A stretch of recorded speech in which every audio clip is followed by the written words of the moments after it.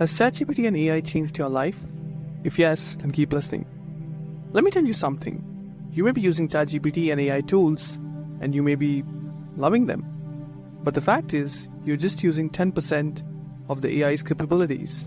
Yes, that's true. You are not using 90% of the rest of it. So, let me teach you how to do that. Do you want to create wonderful graphics and images made from AI?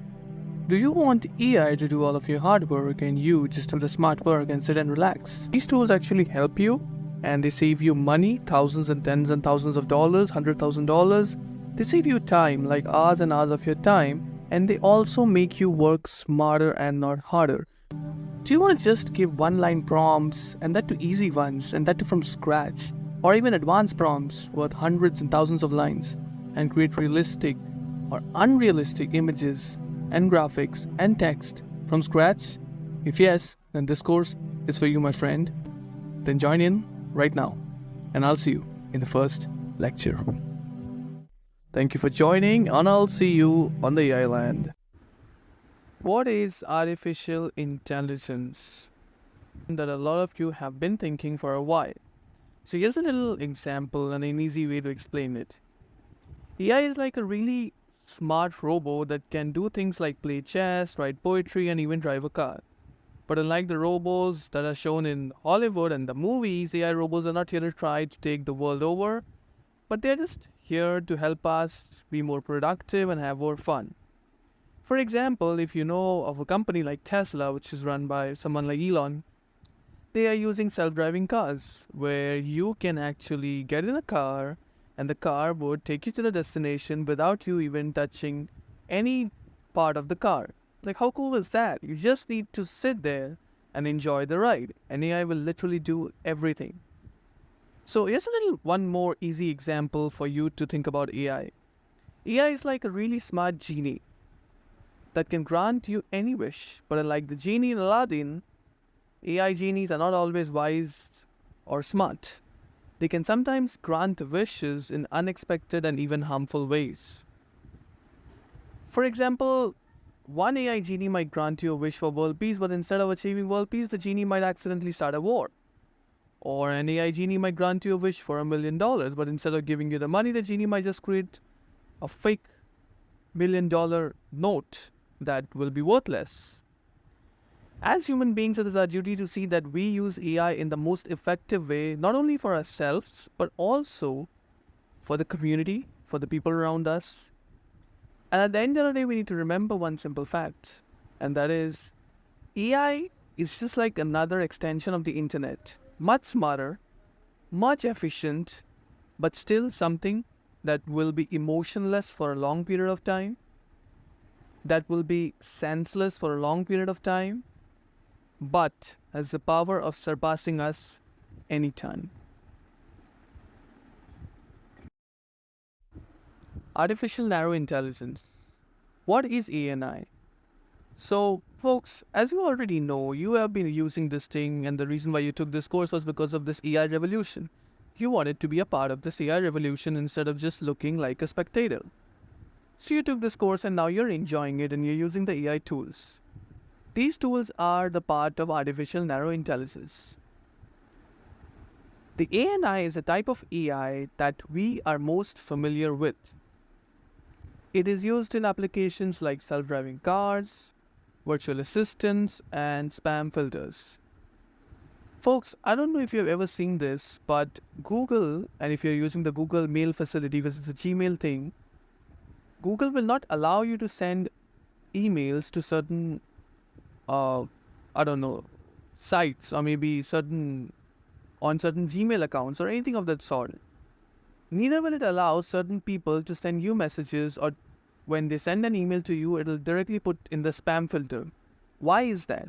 Because Google has been programmed in such a way to protect its users from potential frauds and to protect the safety of the people who are using their platform. That is a very good example of artificial narrow intelligence. It has been programmed to do a specific work, and it is very good at performing that. That is narrow, but very specific. Same goes for ChatGPT, same goes for Bard. These have been programmed to give you a certain results. That's it. Okay? So that is what ANI is all about. ANI can only perform specific tasks and it does not have the ability to learn and adapt in the same way that humans do. Folks, the only reason why we can surpass anything on the planet, we surpassed elephants, we surpassed dinosaurs, and maybe crocodiles and alligators and some of the most powerful animals on the planet. Why did we surpass them? Because we had the ability to communicate, to plan, to conduct something, to put something, do something in a precise way, and to also create things that were wonderful. That is why we are a super intelligence. But till this very moment, ANI has been performing a really good job, and probably ANI is smarter than 99.99999% of the human beings, probably including you and me. So that was it for ANI. I hope you understood that. I'll see you in the next one with AGI. Artificial General Intelligence, AGI. AGI is a hypothetical type of AI that can perform any intellectual task that a human can. It is kind of like the human substitute, but in a body that is made up of iron and steel and wires and hardware thing. This includes tasks like reasoning, planning, learning, and creativity. Now, folks, I want to put some influence on learning because the reason why human beings are better than any other animals on the planet is because of learning.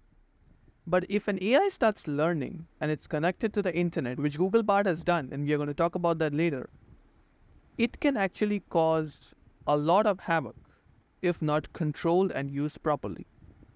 We're going to talk about that later in this course. Artificial General Intelligence, or AGI, is still in its early stages of development because, folks, as I've said, it takes a lot of money, a lot of resources, a lot of time, a lot of space to create these things. I don't know if you know this, but the AI bot, ChatGPT by OpenAI, which was funded by, some of it was funded by Mr. Musk and majority of it was funded by Microsoft.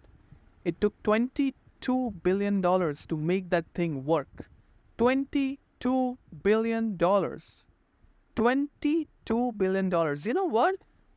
The market cap of Twitter, after doing so much of work, or after having so many people, was $44 billion. 44 after being in this on this world for 10 years, more than 10 years, and having 200 million users, daily active users, it had a market cap of $44 billion. But this tool, without earning a single dollar, it costed around 22 or maybe $29 billion, something of that, or that in that range. That is monumental amount. Because Microsoft has so much of free cash and so much of resources, it did, and it worked out well, and it's a fantastic invention. And kudos to Microsoft and OpenAI. So these AGIs take a lot of resources and would be developed by human beings. I am very much optimistic about that. Thank you. When you think about artificial superintelligence or ASIs, the first thing that knocks my head is Terminator. Hey everybody, how you guys doing? ASI is a hypothetical type of AI that is much more intelligent than human beings. It is called artificial superintelligence. The reason why we call it superintelligence is because it is super intelligent. It can do anything that a human can do 100 times faster, 1,000 times faster, 1,000,000 times faster. It can do math, science, everything. It can learn, adapt. The bottom line is, it has more power than any human being. It has more strength than any human being. It is much smarter than any other human being, at least 1,000,000 or 1,000,000,000 times smarter. But the bottom line is, we have not yet developed an ASI, or even if we have, it is not in public domain. ASI would be able to solve any human problems that a human being can, and it would be able to do it much faster and much more effectively. ASI is not yet possible, or at least not yet possibly seen in public domain. But it is a topic of speculation among some AI researchers, because some people think that AI will never see the light of the day. But I humbly disagree with all of them. In the 1980s, no one knew that we would have something called the internet, and a 55-year-old man would be talking to his 5-year-old grandson through a 12-inch screen that would literally be called a fluff and a fugazi 2 decades ago. But it's possible right now, and we are doing it. And now we have the metaverse and the cryptos and Bitcoin and Web3 and decentralization and so much stuff. Human beings have progressed in the last 100 years like none other.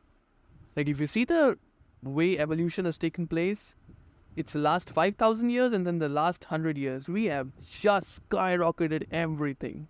Everything. So I'm very much optimistic that within the next 5 years or before 2030, we will have an artificial superintelligence. But the big question that comes up with artificial superintelligence is this ASI going to help us or it's going to beat us in our own game? That is the question. I hope this was really helpful, and I'll see you in the next one. Bye-bye. Thank you. Hello everyone, and welcome to this ChatGPT course where I am going to walk you through the nooks and crooks of GPT-4 and GPT 3.5, which is a free version. The fourth one is a paid version, and the plugins and all the things that you need to know to have a wonderful time with ChatGPT and AI. So folks, by now you know who I am and what I do, so let's get to the point with this ChatGPT. So what is ChatGPT? We are going to use ChatGPT to know what is ChatGPT, and we will get a really good answer from it. We'll get an answer in three simple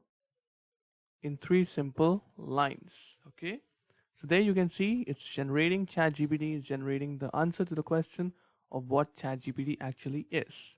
So you will get that. As you can see, ChatGPT is an advanced AI model by OpenAI. It has two features, which is 3.5 and 4. We are going to use more of fourth version in this one, and that is how it would work. So that is what ChatGPT is all about. You all have heard it in every news channel, every outlet. You've heard of this guy Sam Altman, the founder of the GPT movement and all of that. And this is how it has all started up. So folks, we have two versions of ChatGPT here. One is the 3.5, which is for everyday use. You can use it any given time. It's free. The second one is GPT-4, which comes with a $20 per month cost, which at least what I would suggest you for the later of the course, you can at least try it if it's affordable in your country. Obviously, if you're using it from America, it would be much cheaper because $20 is nothing in America. But if you're from any other country, any Asian country, and if it's expensive, no problem. I'll teach you a way how you can access a lot of the plus tools or a lot of the pro tools just with the free version, which is 3.5, and explain that in the lectures that are about to come. So this was the introduction for ChatGPT and ChatGPT 4 in general, and we are going to see more in the next lecture. See you there. Hey everyone, welcome back again. So in this lecture, I'm going to explain why and how we should use ChatGPT or any of the OpenAI products. So let's start with the why. Why should we use it? So folks, the answer is really self-explanatory. You should use AI if you like it. If not, see other people using AI and replacing you in your job or in your work, whatever. And now, because it may sound a little harsh or a little straightforward, but folks, the fact it is what it is. And if you see some of the early investors of OpenAI, this guy's name is Vinod Khosla. He was one of the first investors in OpenAI back in the time when they were founding in 2015, 16, somewhere like that. And he said that you should not be afraid of AI, but you should be afraid of the people who are using AI because they are the ones who are going to replace you. So you better keep an eye on them and not AI as of now for at least a few years when we have this AGI. And I'll also explain what AGI and all the types of AI are in the course that are about to come. So this is the OpenAI website. It's quite intuitive, quite easy. It's openai.com. You all know that by now, most of you at least. If you go to try ChatGPT, it will put you in a page like this. I have already logged in, as you can see here, and I am using the plus version of GPT. So basically means I have access to everything that ChatGPT has to offer. If you guys want to try it, you can try it at least for a month. It is worth $20. I would tell you that. I can guarantee you that. Listen to your teacher, and I promise you'll not have a problem with that. So we are going to use all these tools, GPT-4, Dolly, all of that. You can use API. I'm going to show you some API tricks at the end. And then you have ChatGPT. And the moment you click here, you'll be sent to this page. And this is how you do it. So this is an easy page. You can go with the dark version, light version. For example, you have the theme. You can go with the light version if you want to. And you can go with the dark version. I'm gonna go with the dark version, folks, because I'm recording a course and it's really easy for my students to follow along when they are seeing me in a dark version because it's easy. Then you have the beta features where you will use plugins for ChatGPT. Then you have data control. You can where is it? You can actually uh, share your links. For example, if you're working on a chat and you want help from your employee or from your senior or anyone, you can just share them. We are going to see that later. Export the data and even delete your account. And this is where what happens is we can build GPTs for ourselves, which I'll also show you. So that was it, folks. This is the history of what I've searched all the way along. These are some really interesting things because these are some of the tools that ChatGPT has to offer. It's called MyGPTs. We are going to build a GPT. GPT basically means it's an AI tool like ChatGPT, but for a specific purpose. For example, this cosmic dream that I was trying a few days ago, it's a beautiful one which we are going to play with, and it tells about this painting thing. You just type in something, and a painting or a digital art of that appears. Then you have Dolly, which is super famous now. Then you have the negotiator, which is another good tool.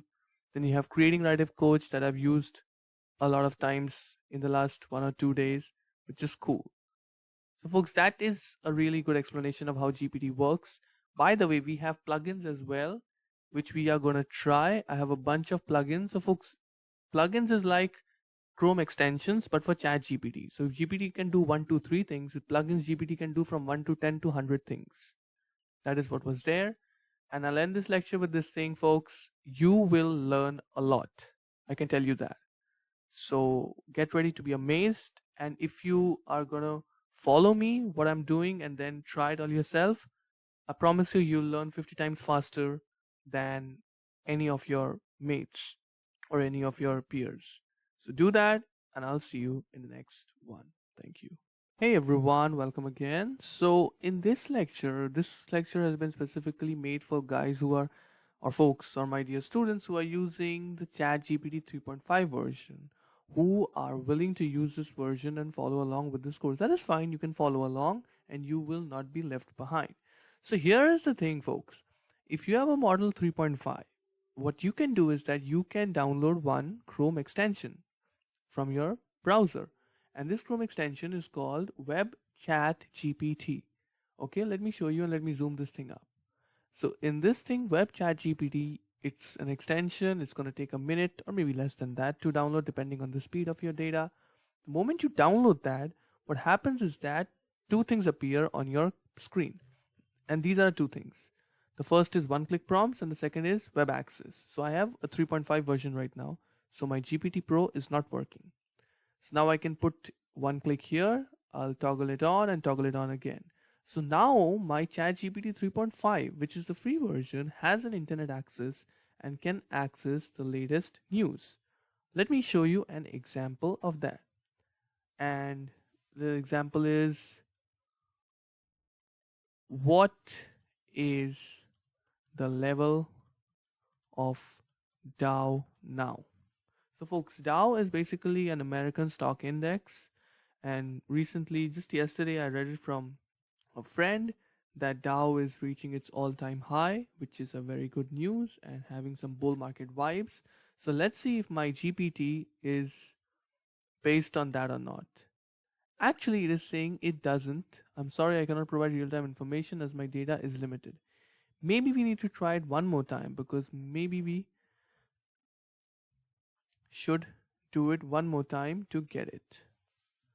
Just give me a moment. We'll go to ChatGPT again. We have the 3.5 version. We have the web access. Now we have it, the access. And now we say, can you search the web? And when you type it, can you search the web? Probably I think it is going to come with an answer. Yes, it can. and then we are going to search what we actually need. So folks, I tried it between the cuts, and actually maybe because I have the pro version, it's not working that well for me, or maybe some other regions or some glitches or something like that. But actually I tried this question, what is today's date, and it said 14th of December 2023, which is the right date, as I can see here, as you can see it here. So it is working, but maybe let me do this.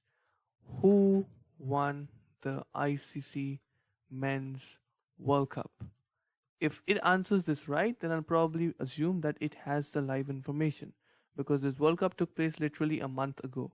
Literally a month ago. So if it's giving me the answer, I'll probably believe that they have the answer. So here it is, folks. It gave here, yeah, there it is, folks. So my internet is working with this one, and my ChatGPT is live. As you can see, the 2023 version was won by Australia, which is really true. Australia won it. India and Australia were in the finals, and Australia defeated India, men in blue.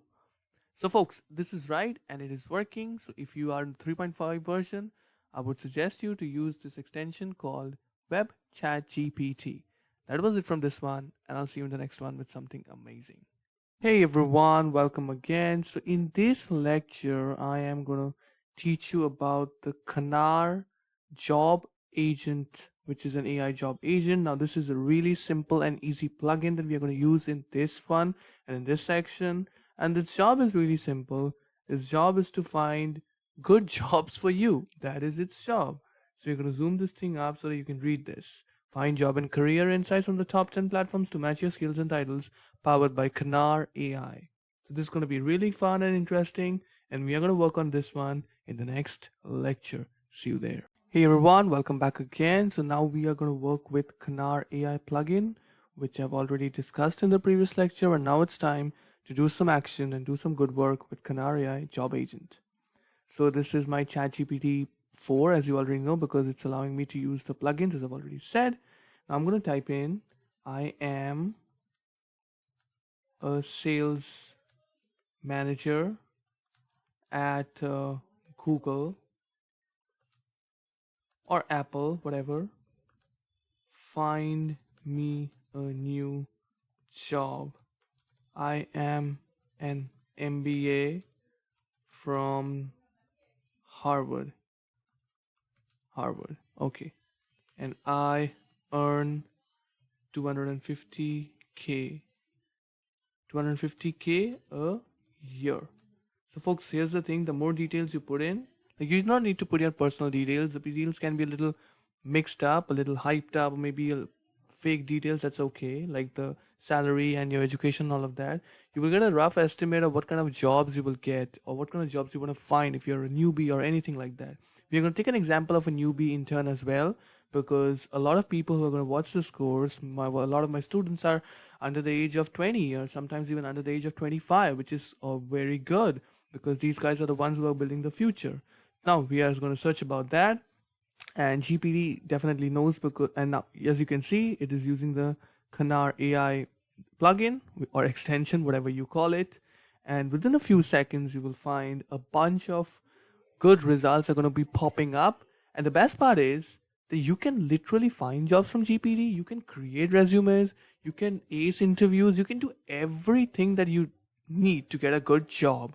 All you need is, well, I would say all you need is basically the will to do it, and the persistence to do it, and the playful nature to play with the new AI tools like GPT and all of these plugins and all of that.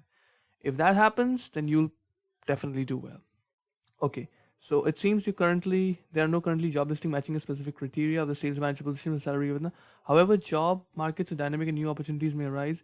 Would you like to adjust your criteria, perhaps by considering a wider range of rules and salaries? Okay, so folks, as I've said, because I was very specific with my prompt, GPT said because the salary is a little too high and you're working at Google and Apple, which is really difficult to find a job in a company of that size and that capacity. So they said, can I adjust? And I'm like, yes. Okay, go ahead. So I just want some results, because obviously I'm not looking seriously for a job. I'm just giving here an example. So I'm going to go do with that. And with a bunch of prompts, folks, you will see this thing comes up.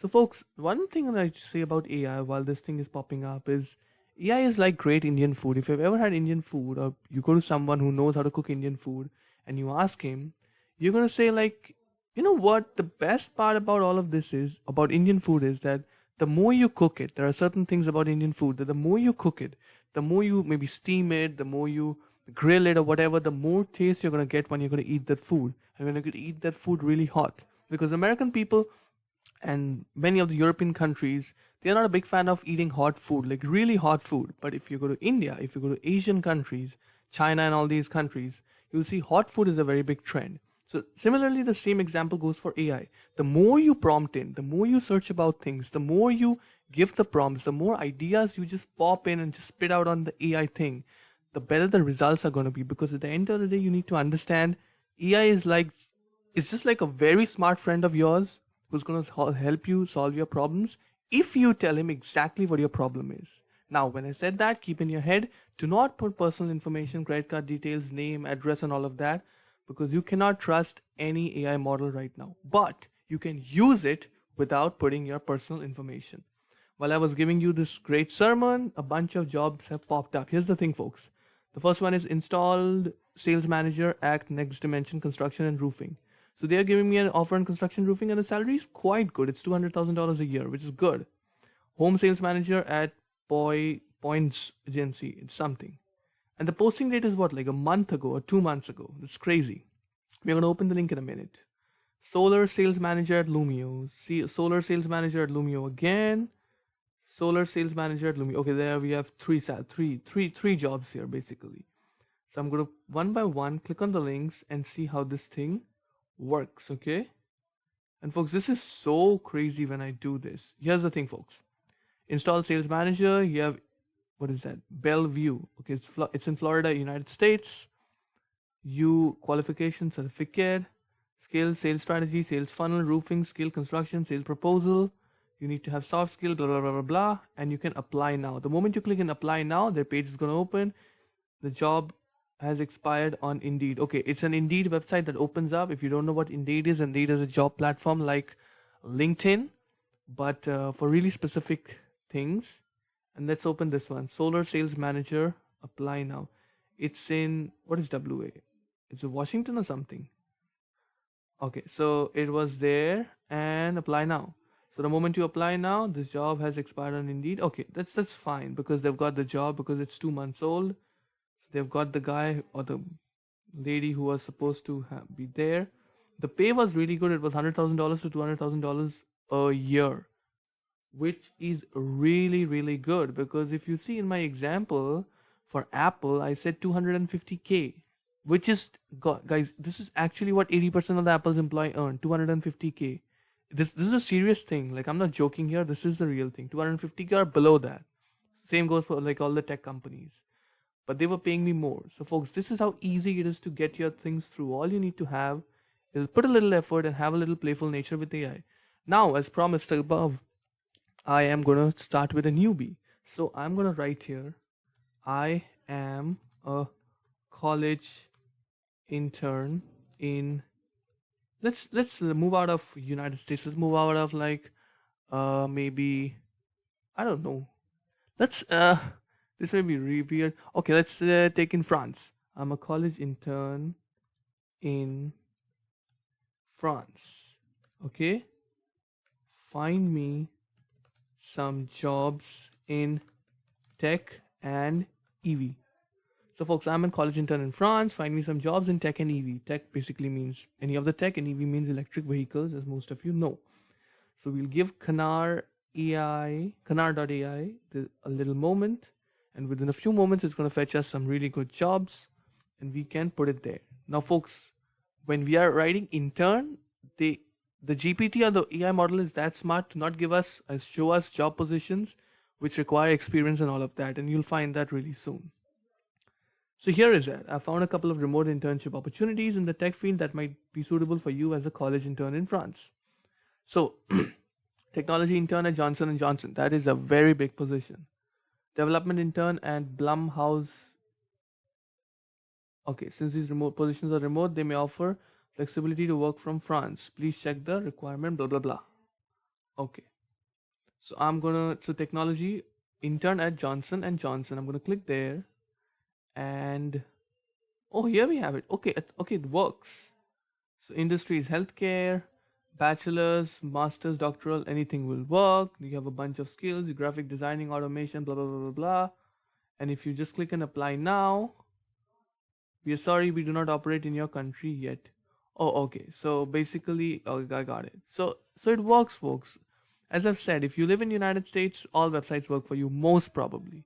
But you live in any other country except US, or maybe in some other European countries, except for some other European countries, a bunch of apps may not work for you, or may not, websites may not work for you. No problem. Use a VPN. Use it if you need it urgently. The second job link was here. I'm not going to click in that. And as you can see, this was how it's done. This is how easy it is. Just put in your requirements. Just tell the GPT thing what you want, and it will give you what you desire. That was it from this lecture, folks. I'll see you in the next one. Thank you. So, folks, in this lecture, we are going to play with a tool which is called Instacart. Now, folks, what is Instacart? Instacart basically is, it's a app which is used for deliveries and groceries and all of that. It's a pretty good app which is used in America, probably in America. It was made by an American origin founder, and it's a good app, at least for the American people. What as far as the reviews that I've got and the people to have talked to, it went IPO recently. So we are going to use ChatGPT to work with Instacart. So, folks, this is how it works. You can write in anything, like for example, what goes in a pasta. GPT gives you an answer. I'll show you actually, or maybe I'll show you this in the next lecture, but I go into the detail and we use Instacart to make sure our life becomes easier with AI. I'll see you there. Welcome back again, folks. So we were working with Instacart. So in this lecture, I'm going to show you what Instacart is. So as you know, it's an online delivery platform where you can order things and you're going to get groceries, biscuits, cookies, cakes, and all of that within a few minutes, or whatever the case may be. So it's basically mainly used in America, and it went for an IPO very recently. So what we are going to do is that we are going to use the Instacart, and I'm going to ask, can I use the plugin? Let's ask. Obviously we can, but it's better to ask, because of course you can use the Instacart plugin. Okay, fine. So what goes in a vegan pasta? Folks, the reason why I'm taking vegan pasta and not any other non-vegetarian pasta is because of simple reason. Because I assume a bunch of people are going to watch this thing are going to be vegan, bunch of them are going to be non-vegetarian, all of that. So I'm going to keep the playing field leveled up. So I'm going to try with this one, which goes with everyone, because even a non-vegetarian is sometimes a vegetarian, and a vegetarian is also a vegetarian, whatever the hell it is. Fine. So what goes in a vegan pasta? List them and also order them from Instacart. Folks, as you can see, you don't even need to know what the recipe is of the product. And here's the recipe. So it's pasta, spaghetti, penne, or whatever it is, olive oil, garlic, fresh basil, salt, pepper, and whatever. And it's the instructions given. I'm not concerned with the instructions. I'm concerned with how can I order this from the Instacart thing. Would you like to proceed and create a shopping list for these ingredients on Instacart? Let me know. Well, yes, why not? Definitely. Put me in Instacart, and let's finish. So folks, as you can see, now it is using the Instacart extension or the Instacart plugin. At the moment it's going to be done with that, it's going to direct me to Instacart. We are going to pay for the groceries, and bang, you have the groceries here without even thinking twice, without even using your head for 30 minutes, what goes into pasta and what not. This is how easy it is, folks. This is how AGI or these very simple AI tools are going to make our lives easy and fun. Yes, if shopping was a funny task for you, maybe this is not the thing for you. You should not, and you should skip this lecture. But if shopping was a pain in the neck for you, just like it was for me, and specifically in this thing, in the roaming in the malls and departmental stores, then probably you're going to enjoy this thing. So here's the Instacart shopping list for vegan pasta. You can click the link and purchase the ingredients from Instacart. Enjoy your cooking. Thank you. So they give me the link, and when I open the link, there you have it, folks. There you have it. So it gives me a full list of the things. It gives me the instructions, and it's going to deliver me by something. Folks, I don't live in America, so basically this thing is not going to work for me, but I'm just going to show you for the people who live in America, for the people who can use Instacart with ChatGPT. So guys, this was the thing. So it already knows how much quantity of what item I need. It has already put everything. It has added everything, and I need to just put my location in and just need to log in or whatever, and it's gonna give me that. It actually knows everything. And it already knows what I may already have in my home. For example, it's assuming obviously olive oil and salt and pepper,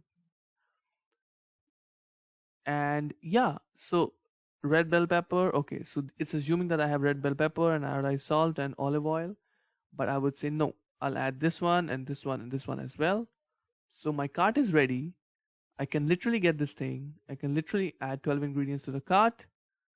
And when I put the 12 ingredients in the cart, I can put my payment details, and within a few seconds, literally within a few seconds, my thing is going to be out.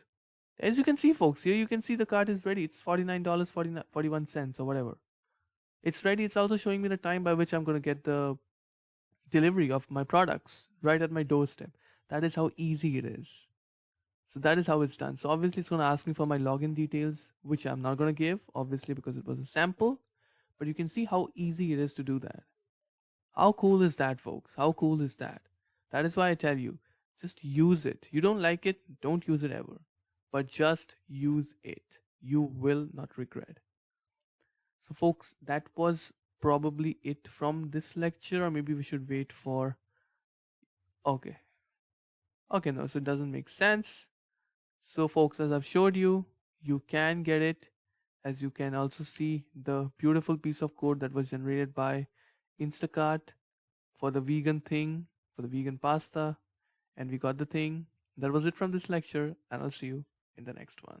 Hey everyone, if you've got ChatGPT Pro, then basically you have something called plugin section. You have the GPT-4 section, GPT 3.5, and plugins. So in plugins, we are going to work with a plugin called AI diagram. Remember this thing, AI diagram? The moment you go to the plugin store, this is the first, probably the first thing, because it starts with A. And we are going to create bunch of good diagrams with this AI diagram tool. So if you're ready, then we'll move on to using this AI diagram tools, which is an extension or a ChatGPT plugin. Let's begin with that. Dear students, welcome again. So in this lecture, I'm going to explain the ChatGPT plugins. I know we should work with ChatGPT 4 and Dolly and all of that. We are going to work with that. You're going to see that in the rest part of the lecture and of the course. But in this one, we are going to work with ChatGPT plugins, which is very important. So folks, I have some 9, or how much is that? 4 or 5 plugins installed already here. We are going to begin one by one, and we are going to see how this thing works, how these plugins work, and we are going to get the best out of these plugins right now. Folks, a disclaimer, the fact is that only you can enable 3 plugins at a time. So whether you enable 1, 2, 3 or 4, 5, 6 or 1, 3, 5 or whatever, as per your needs and as per the capacity. So we are going to start with AI diagram. So this plugin is really simple and it's really easy. Let me show you how you should download this thing. Here it is. So I've already downloaded that, and this is the AI diagrams. So what it's going to do is that it's going to create an AI diagram or a flow chart for anything and everything. For example, let me give you an example of make a diagram of a manufacturing plant or manufacturing of a car, of an electric vehicle or an electric scooter, whatever, right from the beginning to the end consumer. And it's going to give me a beautiful kind of a prompt. Let's try with that. So give me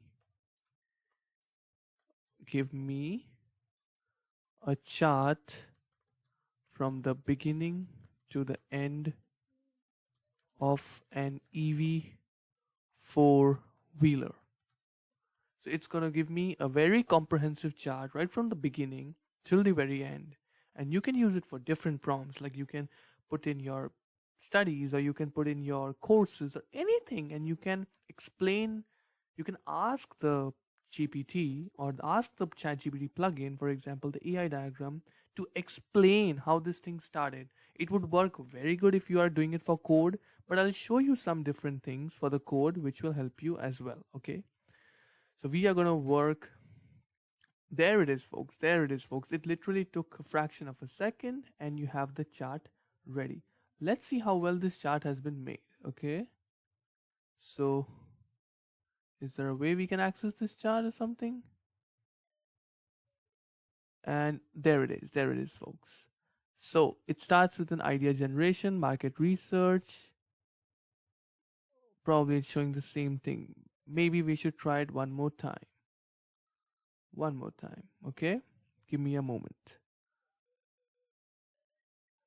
We can actually edit this thing as and when we need it. Oh, folks, here it is. Here it is. Here is the complete chart. Here it is. So, start with an idea generation. Okay. Then you have the market research. Then you have the design and engineering. Then you have the prototype, which is the very basic model that you can show to investors. Then you have the testing and validation, sell 2 or 3 pieces or at least give it for beta testing to see actually if people want it. Then you have the regulatory approvals, government thing. Then you have the manufacturing setup, which is the plant. Then you have the production, start producing cars. Then you have the quality control. Make sure the cars or whatever the vehicle is, EV, is according to the control. It's not that the first EV was the best one or the first one the worst one, as the second is the best one and blah, blah, blah. Then you have marketing and distribution, ads and all of that, sales and customer delivery, after sales service, which is super, super, super important, especially for EVs. Then is continuous improvement and feedback loop. So folks, you can actually do a bunch with that. You can put it in any way possible, and you can edit it. You can write anything. You can put it like an EV map, and that would make more sense to you. So this is how, folks, it goes. You can do a bunch with this AI tool. This is clearly a really good way to do that. And I think we are going to use this, or at least you are going to use this a lot. And that was it from this lecture. And I'll see you in the next one. Okay, see you there. Hey folks, how you doing? So folks, I was looking into my GPT store and the new GPTs that have come up, and I saw a GPT by ChatGPT itself, and I was amazed. It's called Planty. So now, what is Planty? Planty, I'm your Planty, your fun and friendly plant care assistant. Ask me how to best take care of your plants, and it is by ChatGPT, folks. So when something by ChatGPT, the company that has been building all of this, then probably we should take a try. Don't you think so? Probably we should. So folks, in the next lecture, I'm going to dive into this thing called Planty GPT, which is by the company ChatGPT by OpenAI itself. And we are going to have a bunch of stuffs, and we are going to be really good with planting a bunch of new stuffs. Okay, so I'll see you in the next one. Let's go. So folks, now it's time to play with our GPT called Planty GPT, and you can ask any questions related to plants and things. So folks, I'm going to ask you the question like what soil is needed, and this folks is a genuine question I have, for apples, and can I grow them in can I grow them in subtropical kind of an subtropical environment? So folks, I will get an advice. Okay, so here there. Growing apples sounds like a fun and fruitful project. So let's dive in. Apples love well draining soil of pH between 6 and 7. They're not too picky about soil types, but they do best in the loamy soils, which are a mix of sand, silt, and a bit of clay. It's a balanced diet for your apple trees when they get everything they need. Now, about growing apples is definitely possible, but with a twist. Apples generally need a period of cold temperature to bear fruits known as the chillars. In subtropical area, you may have a few chillars, so the key is to choose apple varieties that require lower chillars. Look for varieties like Anna, Dorset Golden, or Ain Shemmer. Folks, I had no idea there were so many types of apple. I had no damn idea. I thought there was just one apple and that's it. And obviously it wasn't the case. But see, this is the thing. When you try and dabble with new things, you learn so much. Even though when you're looking for something else, you might learn something else and you might learn something else. And folks, so I got a really good tip with Apple. So I'm like, okay, so how much space is needed? Because space is a very important thing in gardening. Space is needed. in meters to grow one apple tree or maybe a plant, and it would give me a rough estimate of how much space is needed. And then the more you just keep going and churning the wheel and keep the wheels on, the more information you will get. So, absolutely, spacing is super important when planting apple trees. It's like giving each tree its own personal space to grow and thrive. So it says about 6 to 9 meters is needed. 6 to 9 meters of space in each direction. So 20 to 30 feet in every direction. This allows the roots and branches to spread out without fighting with the neighbors for resources. If you're going for semi-dwarf varieties, which are a bit smaller, they need about 4.5 to 6 meters of space. This is, folks, really cool. And if you're really tight on space, dwarfed apple trees are the best bet. It's like 2.5 to 4.5 meters on both sides, length and breadth. So that's good, folks. Now, folks, I need to learn something more. Well, can apples grow with another crop or maybe a fruit? So that's my genuine question, folks. Can apple grow with another plant or fruit? Well, let's see if we can get that. Here are a few companions that get along well with apple. Herbs. Okay, herbs can grow well, flowers can grow well, legumes can grow well, small fruits or berries can grow well, leafy greens can also grow well. Folks, if you have the slightest idea of how farming or anything of that works, I have no idea seriously, but I have some idea of the fact because what I've learned in school is that there are certain trees and there are certain plants and crops where if you grow them, you need to grow a subsequent plant, a companion plant or a crop with them, not only to protect the former one, but also to save itself from a bunch of different stuff. For example, this is a true story, folks. I'll actually show you. When you are planting coffee beans, which happens a lot in South India, you will see that, and even maybe in Brazil as well. I'm not sure about Brazil, we'll search about that. What you need to do is that you need to plant a bunch of other companion crops just to protect the coffee. What is that? Coffee crop? No, it's the coffee beans. Yeah, the coffee beans from direct sunlight. Because if there's too much sunlight, it's gonna harm you. Actually, I'm gonna show you there.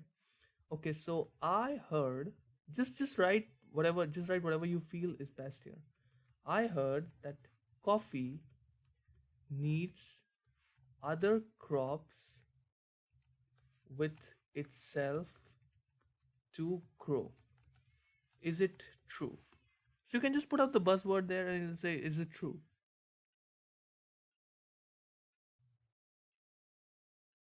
So folks actually didn't allow me to do that, and it said maybe I've reached the current usage cap for ChatGPT 4. Please try again after 10, 9, 10. Okay, that's okay. I'll copy this thing and I'll go to my ChatGPT 4 and I'll paste it here. Okay, so I can use the default mode. There is nothing serious. We can use the default mode. Okay, so folks, here we go. So coffee is primarily agricultural crop that can be grown on its own without the need for other crops to be planted alongside coffee plants. Belong to the genus Coffea or blah blah blah blah. However, there are some agriculture. Here we go, folks. Saw that one? Shade grown coffee. This is exactly what I was talking about. Although yes, and see that excessive sunlight shouldn't be, or excessive heat. You need to protect your coffee crop, or else it's gonna get destroyed. Any other different types. So, folks, that is it from this one. As you can see, we have done a pretty good job with our Planty GPT, and it has provided us with a bunch of cool informations. And that's it, and I'll see you in the next one. Thank you. Hey everyone, welcome again. So in this lecture, I'm gonna give you a little intro, a little brush up of how this ad thing works. So folks, what is an ad? An ad is basically a product which is being advertised. Someone has paid some money to the online thing or some site or billboards, and the ad is being shown. But can we create an ad with AI? That is the big question right now. How to create an ad with AI, and that too for free, and literally like everything from A to Z. Instead of paying some outsider hundreds and thousands of dollars or hundreds and thousands of euros, can you do it for free for your own brand? If you have a cafe, if you have a, I don't know, hardware store, or maybe anything, plumbing service, can you do it for free? Well, the answer is yes, a big yes from your dear instructor.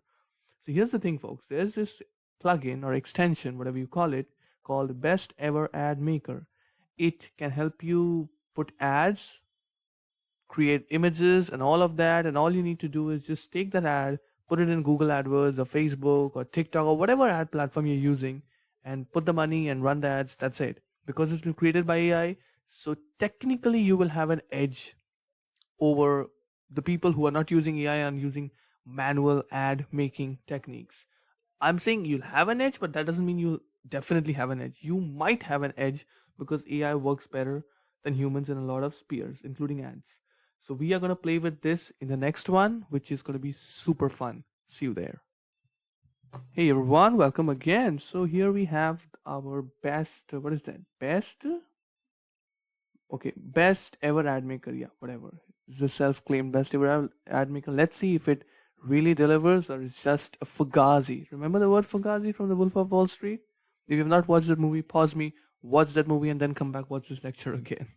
Okay, so folks, here I am on Amazon, from our country's Amazon, which is amazon.in. So folks, what I'm going to do is that I'm going to copy this link, which is the Bose headphone link, and I am going to put this on the extension or on the plugin in ChatGPT 4. Folks, here's the thing. In here, we have Bose for 22,000 rupees, which is 20,000 rupees exactly, which is under 300 bucks in American dollars. So we are going to put this thing here, and the moment we do that, we will ask it to create an ad, and I'll say create an ad with this link.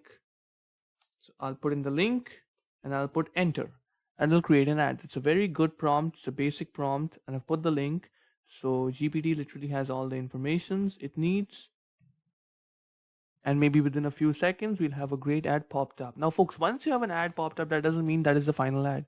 You just keep arguing with, or maybe keep questioning, cross-questioning GPT, just like you do with your friend or with your family members or with your colleagues or with your job, seniors, juniors, whatever. Keep discussing, keep brainstorming ideas, and let the best thing come out. The more you work with this AI model, the better for you. And while I'm talking all of these things, it's taking a little more time to make it because it's an ad. And if it takes a few minutes and creates a really wonderful ad, it's worth it. It's worth paying thousands and thousands of dollars to someone who'll make an ad for your product, and it doesn't guarantee whether or the ad will work or not, whether or not even the money will be made back, the money that you spent in the ad. It's worth trying, or maybe putting this thing in GPT. Now folks, all those people who run ad agencies and all of that, my full respect to you all, my love to you all. But here's the thing, if you're running an ad agency and you're using this tool as well, you will do more good than ever. It seems that there was an issue fetching the product details and provided a link. To proceed, you can provide a specific image link along with the product name and brief description. This information, okay. So it wants me to give an image link. Fine. So I will, give me a moment. So I need to copy image link. So here is the image link, and it is Bose headphones. Create a solid ad for me on that. So folks, I gave the link. It is a JPG, and I said it's the Bose headphones and create a solid ad for me. Sometimes folks, it's happened. Some links don't work, as I've said. If you live in the US, you're pretty much lucky that most probably everything I've showed you will work for you very fine. But you live in some other countries, probably you need to adjust a bit because we are really in the very early days of AGI. So we need to see that properly. Maybe it's going to come up. Maybe it's going to not come up. I don't know. I think it should come up. If it doesn't come up, I'm going to show you with ChatGPT 4. Not to worry about that. But if it does come up, I'll be really happy because it'll save me a lot of time. It's taking a lot of time. No problem. If the problem persists, we'll try our back-end way, which would definitely work for sure with GPT-4. Let's see. So folks, here after waiting for literally 2 minutes actually, because I can't keep you waiting for 2 minutes obviously, this is what I got from them. It was the project for creating ads is still processing, and some ads are not ready. Some assets are not ready yet. What do you want me to do? Want me to wait, or you want me to proceed? I said do it anyway, or it was any what anyway. So they made the ad within a few seconds, and they said you can edit with this button and you can view the ad in this button. You ready to do that? 3, 2, 1, go. So we are going to view that ad and let's see how that works. Okay, so that's a file maybe. Okay, let's see how that file comes up. It is, oh wow, this is superb, guys. This is so cool. I gave it the picture and it basically made the graphics. Oh, so it already imagined that it's going to be maybe an Instagram ad or maybe a TikTok ad. That is the dimensions are, I don't know, maybe what is that? 1080 by 1920 maybe the pixels. This is the dimensions. So this is Bose Quiet Comfort headphones, unparalleled noise cancellation experience, sound superior. So this is going to be the ad button. This is fantastic, guys. Like, seriously, this is fantastic. If it took some time, it was worth it because it made a pretty good job. It did a good job. I don't know how just it got this picture and this got this picture and this is pretty much good. Pretty good. Really good. So yeah, I'm impressed. I'm impressed. And you can edit your ad here. I don't need to edit it because I'm really good with that. And it looks quite professional. You would have paid someone hundreds of dollars to get that thing done, but it did it for free. So be great. Okay, so it's asking me to sign up. I'll not sign up. But guys, that was really, really, really good. That was really good. So that was it for this one, folks. And maybe we'll open this one more time to see it again. And that was it from this lecture. And I'll see you in the next one. Thank you. Hello everybody, welcome back again. So now we are going to play with the color book GPT, which is a really interesting GPT. I was just hanging out with this a few minutes ago. So this is something that it create a coloring book kind of a thing. Actually, you can take a printout of this thing and you can give it to a kid or anyone. They're going to color this thing blue, red, green, whatever. Fine. By the way, I can't see a lot of colors, so I'll not be the best one to teach you about colors, but I can be a really good one to teach you about the coloring book GPT. Okay, so the rule is really simple, folks. All you need to do is put a bunch of characters, ask them to be just put in a story, and the story would get printed in the coloring book. If you want to make a series out of that, fine, you can do that, but we are going to do that. We are going to save our time and we are going to create 1 or 2 images because we are going to keep it quick, simple, easy, so that anyone at any level of AI or AGI can grasp whatever I'm teaching. Let's begin. So, as always, you know that I'm a big fan of cats, and I don't know why, I'm also a big fan of dogs, but because a cat lives around me a lot of times, so I tend to be a little more biased towards a cat. So, let's begin with this thing.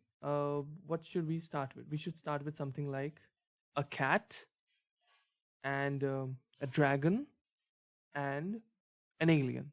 Okay, start. So a cat and a dragon and an alien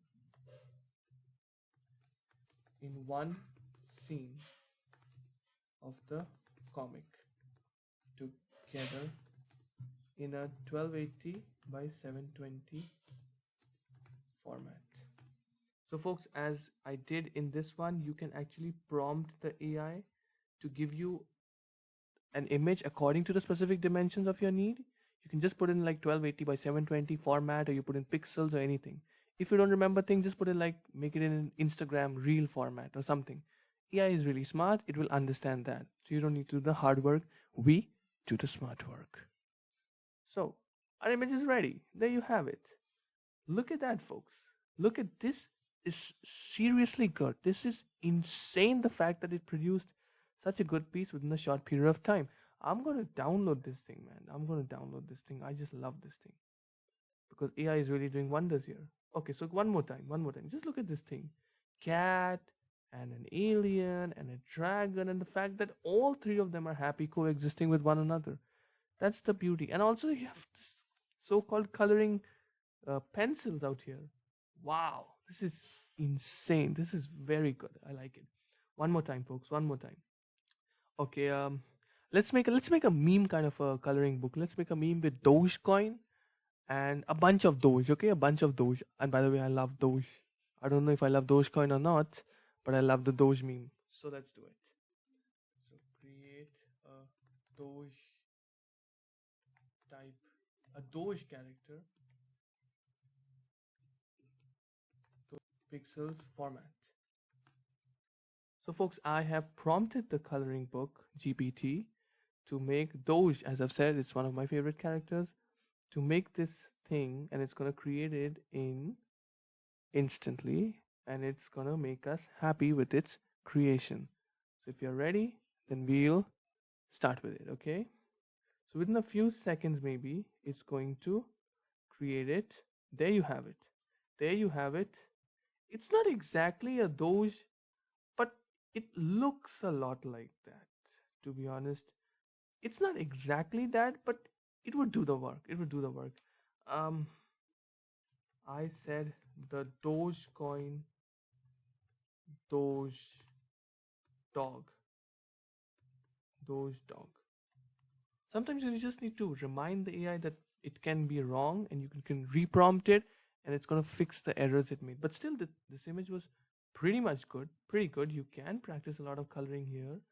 But I want that exact feeling of the Doge. If it's possible with AI, I would love to see that. Within a few seconds, our image is going to pop up, and we will see that. There you have it, folks. Our Doge is ready. Still, it didn't. I don't know. It just. It. This dog is basically giving. Wow. The, the fact that it actually put Bitcoin logo on it. See this B. If you don't know what Bitcoin is, and you've been living under a rock for the past 14 years, then this is Bitcoin. It's the first ever, the best cryptocurrency on the planet.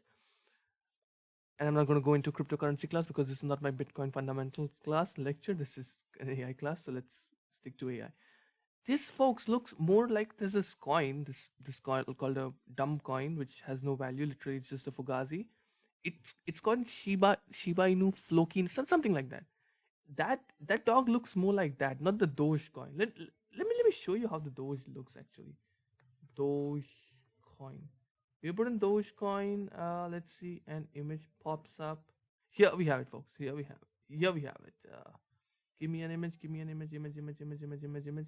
Here we have it, folks. Here we have it. You see that, this one? Yeah. This is the Dogecoin. Look at this face. This face will make you laugh anyway. This is not exactly Doge, where is it? But fine, we'll work with it. That was it from this one, folks. I'll see you in the next one with something brand new. Thank you. Hey everyone, now it's time to look for Video GPT by Veed. Folks, this is a great tool that you can use for your videos, for your text, for your AI avatar videos, for AI text to speech, transcriptions, translation to other languages, and for a bunch of stuffs. It is a great tool I've been using for pretty much 6-7 months now. And if you watch the trailer of this lecture, if you see, the video has been made partially by Veed. Actually, you have used a bunch of different editors, but if the captions and a bunch of refining has been done by Veed, which if you look carefully. Hey everyone, welcome back again. So folks, now we are going to work with Video GPT by Veed. So folks, I've already started just to save us some time, and it said let's create a video, and I said fine. So now it asked me a question like, what kind of a video? I said a horse, a mountain, and a rain in one scene. Like folks, the rule of three, following the rule of three. And it said, okay, fine. It asked me a bunch of questions, and now we are going to together answer the questions. So, story or theme. Is there a specific story or theme? For example, the theme of freedom, adventure, tranquility, or anything like that. So, I'm going to say one, freedom. Freedom and peace. Peace. Okay.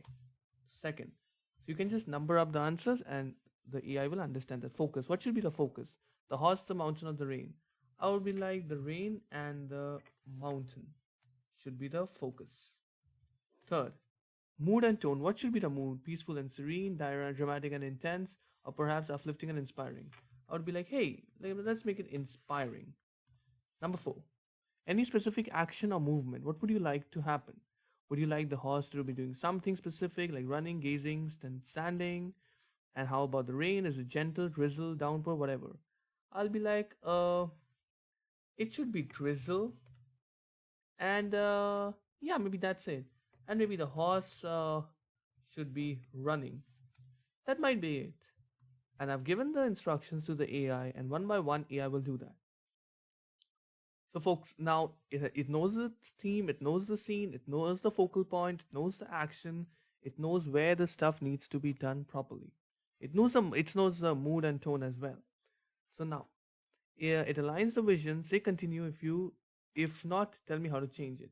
Okay, folks. So let us continue, and let's see what Weed AI GPT can do for us.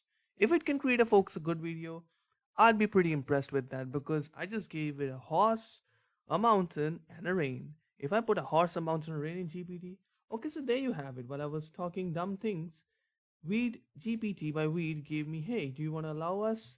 And probably I think, folks, it's going to take us to their website. And once it takes us to the website, we'll see some really good stuff. Oh, it has already generated the video, folks. Look at that, how crazy that is. The video has already been generated. The link has been given to us. Let's see how this thing looks, folks. I am excited, but I still have some issues. Like, okay, so it also gives us instructions. You can edit it, subtitles, translate that, choose voiceovers, create AI avatars from that. Wow, that is lovely. That is lovely. Okay, so it has already created that. Let's see if we can create it here. Let's see if we can see it here. Come on. Okay, so it's taking a few seconds. It'll take somewhat like maybe 5 more seconds and maybe a minute, most to most. And in a minute, we are going to have a video that hasn't been touched by a human being, me in this case, that has been made by an AI completely. The only thing a human being, that means me in this case, has done is put 3 words, simple words, that is horse, rain, and mountain. That's it. That's it, folks. And now we have the video GPT ready for us, and let's see if it can pass my test. Okay, so it somehow just knew or somehow just understood that we are doing this in a TikTok format. It just took it. Look, folks, look at that one. Look at that. They have put multiple clips here, put maybe music here, put subtitles here, just with those 3 words, horse and a rain and a mountain. If AI can do this, folks, right now, imagine what it can do by the time you and I get old. At least I get old, okay? Just kidding. So let's watch it. And what I'm going to do is that I'm going to mute this thing here so that because I'm recording this stuff, so it wouldn't hinder my recording. Let me zoom this thing up for you folks.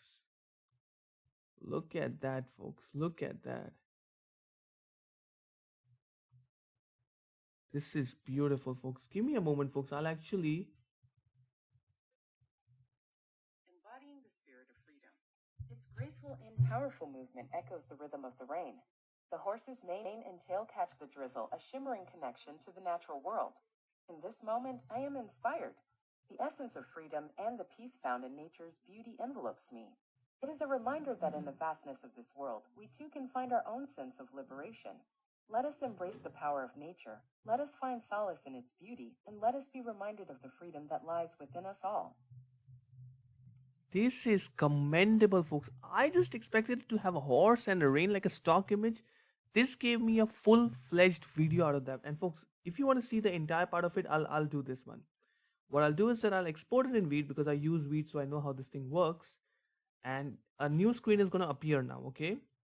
So the moment a new screen appears, you'll see this video in an enlarged form. Here we go, in the left side here. And you will see this thing more clearly than ever. And then I'm going to play this thing one more time. I'm going to put my microphone, which is near my mouth, I'm going to put that in the speakers, near the speakers, and you will hear it one more time. And it's just a 30-second thing, so it's not going to take a lot of time. This is pretty good, folks. It's not super good, but I'm still impressed. I like it. Thank you, GPT. You made my day, and you valued my time really well. Let me zoom this thing up for you folks. Oh, by the way, it's a 47-second thing. Hear this thing one. Okay, folks, here we go. In the heart of nature's embrace, a majestic mountain landscape unfolds before me. The gentle raindrops dance upon the earth, adding to the scene's tranquility and beauty. Life awakens as the rain brings movement and vitality to the serene setting. Amidst this symphony of nature, a horse gallops freely across the landscape, embodying the spirit of freedom. Its graceful and powerful movement echoes the rhythm of the rain. The horse's mane and tail catch the drizzle, a shimmering connection to the natural world. In this moment, I am inspired. The essence of freedom and the peace found in nature's beauty envelopes me. It is a reminder that in the vastness of this world, we too can find our own sense of liberation. Let us embrace the power of nature, let us find solace in its beauty, and let us be reminded of the freedom that lies within us all. That is super, folks. That is super, super cool. So, folks, if you like it, do try it. Do let me know in the Q&A section or in the comment section, wherever you're watching this, and try it, folks. I'm telling you, this is worth it. Yes, because if you buy the premium version, which I didn't hear, and neither do I have premium with me when I work with my videos, this watermark is going to be removed, and you're going to get some extra time and all of that, whatever. I'm not going to go into the details because I'm not the salesman. But folks, do try this. This AI works like magic. Thank you, all of you. God bless you all. I'll see you in the next one. Hey folks, welcome back again. So now it's time for our slide maker GPT. Folks, if you work somewhere, or if you're in a school, college, anywhere, specifically if you are living in Europe and United States, you need to put out a lot of presentations and PDFs and slideshows and PowerPoints. What is it? PowerPoint? Yeah, PowerPoint. A lot of times, and sometimes it can be really daunting and it can be boring to create 100 pages of slides just for a project or something. So why not use AI? Why not do AI do the hard work, and we all sit down and relax and do the smart work that we deserve to do? Okay, that was very bad impromptu, but that's it. That's fine. Forgive me for that, and let's move on to our slide maker GPT. So folks, what is slide maker GPT? Well, it's really simple. You put on the subject you want, you put on the kinds of slide you want, you put on the number of slides you want, and that is it. AI will know that. It'll give you, and even it will give you a link to download the PDFs or download the PowerPoints that you need to know. It'll make everything. You tell it historic slides, it'll make that. You tell it modern slides, it'll make that. You tell it prehistoric times, you tell it 2055 AI kind of a slide, it will do that for you, my friend, my dear students. This is what AI is all about. It is to make your life and my life easy, so we can spend more time with the people whom we love and whom we care for, and not dig our head into these boring slides and in front of our computer screens 24/7. Welcome to this course, and we are going to learn about Slide Maker in the next lecture. See you there. Thank you. Hey everyone, welcome back. Welcome, ladies and gentlemen, boys and girls of all ages. Welcome to our Slide Maker GPT. So folks, I'm going to teach you how to make automated slides just with AI, just with one-line prompts. And folks, by the way, you can only do this if you have ChatGPT 4. If you have ChatGPT 3.5, you will not be allowed to do that. But what I think is that if you know this website, which is called aidocmaker.com, maybe you'll be allowed to do that. I have no idea. Neither I'm going to try that, because that's going to take too much time that has been proposed for this lecture. But you can try that if you want to. So how it's done? It's really simple. Prompt to create beautiful PowerPoint presentation slides. Can read any link for content. If you put a link like, hey, this is a slide, can you make a reference regarding that? Can you take inspiration from that? Can you imitate that? Can you copy that? Whatever, it can do that as well. So we are going to begin with this one. Folks, there's this guy named Gary Vaynerchuk, and he has this PDF which is called there you go, maybe it's called what is it called? Here we go. How to make 64 pieces of content a day. If you don't know who Gary Vaynerchuk is, he is a really big content creator, influencer, person, a leadership guy, business guy. He's an entrepreneur, runs several $100 million businesses and whatnot. I'm not here to promote Gary Vaynerchuk because he already has a lot of promotions down his throat. But what's important to know here is that this guy, where is this guy's PDF? Has a PDF which is called, now I don't even remember what it's called. Maybe it's called, no, this is his book, Crushing It. It's called, it's something related to content for sure, and I have no idea what it's related to. Maybe it is this one, the Gary V content model, of how he creates one piece of content and he's gonna use it 500 million times. Yeah, there you go. This is exactly the one I'm looking for. So what I'm gonna do is that I'm gonna copy this link. All I'm concerned with is the link. So I'll copy this link And then once I have copied the link, what I'll do is I'll put it here. This is a link. Make a 7-page content. No. Let's make it tough. Let's make a 7-page AI content making content making presentation. Take inspiration. Forgive me for my spellings because I have a microphone in one hand and I'm typing with the other hand. That's not an excuse, by the way. Making presentation, take inspiration from the link I gave you. So folks, I have given it a link. I've given it exactly what I want from my presentation. I've exactly mentioned it. I want 7 pages of the presentation.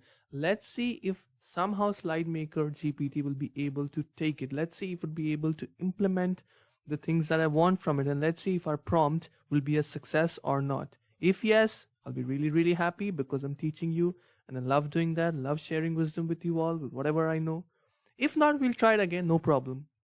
And I have some really good surprises in this lecture for you in store. So wait for that as well. Keep watching. It'll gonna take a few minutes, maybe under 120 seconds, and we'll be done with that. So folks, it didn't create the thing that we needed, but it says there's an error with the link. I knew it would not take it because a lot of these GPT models have errors with taking links, and I've seen that a lot of time, but it created us our pieces of lecture of our pieces of slides. But yes, you need to make that. So within a few seconds it's going to create me a slide. It's going to direct me to a link, and I'll press the link and the slides will be ready. Folks, here's the thing, folks. Keep your expectation a little lower when you're trying AI tools for the very first time, because folks, understand this thing. Right now AI is it's like an infant. It's like a really small baby. You cannot expect your baby or anyone's baby to write theorems the day when he or she is born or whatever, right? It would take time. Give it some time. 5 years down the line, we'll see presentations that are so great and so phenomenal that we'll be amazed. And our presentation is ready, and let's see how it's been made. Remember, it was an AI presentation. And where is the presentation? Okay, I know the GPT store has been launched. There you go, folks. It's a presentation, folks. It's not that good, to be very, very honest, but still it's fine. AI content creation inspired by Gary Vee. I never asked you to write the name Gary Vee there. And it gave me some really basic slides, which is fine. Even ChatGPT would have done better than that. But folks, it's okay. It's okay. We're going to try this one more time. I have actually taken a initiative to use AI to prompt to AI. Okay, so in the separate window, I wrote this: create a prompt for a slide maker AI where I want 15th century type European history, 7 slides. So it create a very detailed prompt for me, and here we have it. I'm going to copy this entire thing. I'm going to copy this here. I'm going to slide it here, and I'll let AI fight with AI and do the work for us human beings. So now, because it's been from an AI, it's not going to say, hey, I can't do this, I can't do that, and blah, blah, blah, blah, blah. So you see, folks, this is how we do it. We let machine fight machines, and we take the juice out of that, right? Not literally, like having fun here, to be honest. And once this thing pops up, I'm going to sum up this lecture as always, and I hope you liked it. If you did, do let me know, folks, in the Q&A section or in the comment section below. So folks, it's asking me to download the thing. I'm going to download that as I did in the previous example with the Gary Vee kind of inspired presentation, and I did, and it is going to show me a PowerPoint. So folks, it's not what I expected it to do. But, oh god, how can I even say that? But it's fine. At least you can have some very basic stuff ready for you at a really short period of time. Okay? and that to all but the fall of Constantinople, which was the fall of the Roman Empire, because the walls of the Roman Empire fell and the Ottomans. There's this great, folks, documentary on Netflix. Watch it if you can, which is on the fall of the Roman Empire and the rise of the Ottoman Empire by Mehmed II. It's very well made, and the actors have done a pretty terrific job. Watch that if you want to. The Age of Exploration. So, folks, it's fine. Like it's what what can I say here now? Like, oh god, because I'm an admirer of how AI works, and as a teacher, I would say I'll give it a 5 or 6 out of 10. But if we could have signed up here, or we could have taken the premium, maybe we would have done some better job. Who knows? So, folks, it's fine, it's okay. But as always, you can use SlideMaker GPT to make as many content as you like. As you saw here, it didn't take the link, probably because we were the freemium users and not the premium users. That's fine, but we at least got some really good PDFs. We had fun. That is enough for us. Thank you very much for watching. I'll see you in the next lecture. Thank you. Hey everyone, folks, welcome back again. So now we are going to deal with a GPT that I literally tried this morning while I was working, and I'm shooting this thing in the evening as always. This is called the Photo Multiverse GPT. It is by some good publisher, and I don't know, neither am I sponsored, neither am I interested. I'm interested in the GPT. So you can upload an image and you can see how the magic works. Let me show you how this thing worked while I was doing this. Okay, so maybe this was the one, or which was the one? Maybe this was the one, or give me a moment. Maybe this was the one, my chat where okay, no, maybe this was the one. Let's see if, no, this was not the one. Give me a moment. Okay, maybe this one. And that's the thing, folks, when you use GPT so many times, you don't remember which chat led to where. There you go, folks. This was the one. So this is an image from Ted. If you have watched that comic series called Ted, this is Ted, right? The teddy bear that talks.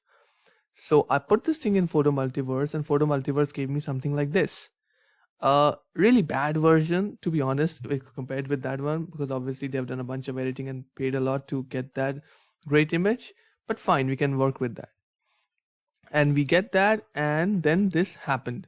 So we are going to work with that, and we are going to continue with this chat. So what you can do with Photo Multiverse is this, and we are going to learn that in the next lecture.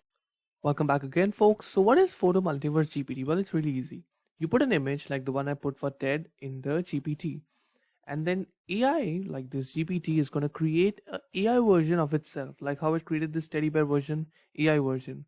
The home is not that the one showed in TED, obviously, but AI has limited capacities as of now, because we are not yet in generalized AI, so it's not quite perfect. And how do we even know that generalized even AI would be perfect? Well, that's topic for some other day. And this is the image I get, and then it's going to give me an option. For example, behold, the essence of scholarly charm in the plush foam. And then it asked me whether I'm going to change the background, or I'm going to edit the subject, or I'm going to convert it to a cartoon or illustration. So what I'll do is that I'll be like go B for background, go C for cartoon. And I'll be like, do it. So I need to change with B and C. Folks, I also need to keep one thing in my head as well. While I'm recording, and this has happened with me a bunch of times, it's that while I'm recording, I have made a lot of chats, and then ChatGPT has not allowed me to use the GPT version 4. Why? Because they have a limit on the number of chats you can do, even if you have paid the subscription. There is a limit, because a lot of people around the world are doing it, and then servers are quite busy, so sometimes you get that issue. I've got that issue not once, not twice, but thrice, and all of the times while I'm recording. So I'll be a little careful this time, and I'll try to minimize my chats, but maximize the efforts and the value you get. So in the meanwhile, you'll get the image, the background will be changed, and there you go, folks. The background is changed, the texture is changed, but the teddy bear looks not that good. But fine, we'll work with that. That's not a big problem. Now it again says, do you want to change the subject? Do you want to change convert? And I would be like, please, dude, go with C. Just convert it to illustration. So C for cartoon, I for illustration. I'll go with I. And Q for square, R for rectangle, F for what? Studio, fan like, wind. Okay, so I and F. So folks, these are like the hotkeys. If I type I, so whatever is related to I will happen. If I type F, whatever related to F, that will happen. So I type I and F. This basically means an illustration and also a studio fan, whatever that means. And probably within a few seconds, it's gonna pop up. And the moment that pops up, that will give us our final overview. So folks, there you have it. There you see it's a teddy bear. It's not like Ted, but that's fine. And the background has changed, the character is changed, the image is changed, and then it's again is gonna ask me whether you would I like to change it one more time or not. So guys, I'm pretty much happy with that. I'll download that, and I've downloaded that here as you can see, and that is pretty much it. That is pretty good. Let me see that image. Let me open that. There you go, folks. It's pretty good. I'm pretty impressed with that, and I'll take that. That was it from this one, folks. Use this photo multiverse GPT as much as you like. Make sure you don't put your private information, family images, any of thing like that, because you do not want your info to be used while a random GPT or a random AI is being trained on your data. So be careful, be smart, be sensible, stay happy, and keep using AI and make the best out of it. Thank you very much, and I'll see you in the next one. Thank you. Hey everybody, welcome again. Now it is time for us to create some wonderful GPTs of ourselves. So folks, as I've already said, we are going to create a first test GPT, and then on top of that, we are going to keep building the GPT as and when needed. We are going to create multiple GPTs, from startup GPTs to business, meditation, mindfulness. All of that is covered in this very detailed course on how to build your GPTs from scratch with not one piece of code needed. So we'll build a code from here, which is still in the beta development, but it works fine as anything. And I'm very, very, very much excited to show you how cool it is to build a GPT. And we'll build this, and we'll have fun, and I'll see you in the next lecture. Thank you. So folks, now it is time for us to make our own GPT. So as I've explained in the previous lecture, we are going to make a bunch of GPTs, and we're going to have a lot of fun with that. But before that, I need to tell you something. You can say this as a precautionary measure, or as a warning, or just as a side note. The GPT that I'm going to create now, that means the very first GPT, it is going to be a test GPT. Now what do I mean by test GPT? We are not going to use this GPT a lot in the course. This is just a test run to see if everything is fine and everything works well with our GPT, because as you all know, we never use the very first GPT, or it's like not a culture, but what I do basically. So I hope you understand. The first GPT that you make with ChatGPT Plus or the ChatGPT 4 version should also, what I prefer to be a test GPT. It should not be all perfect and all matched up and all tip top and with all the points checked, but it could be little basic structure, and on top of that, when you build your next GPT and then next GPT and then several hundreds and thousands of GPTs that you're going to build in your entire year, the moving forward is going to be what you call your GPT. So let's start with our first very simple GPT. So folks, here it is. As you can see, it's in my, so this part, which is the left part, is where we would write it, and this part is where you can see the entire preview. Okay, so let me bring my computer closer to myself. Here we go. Let's go. 3, 2, 1, action. Let's go.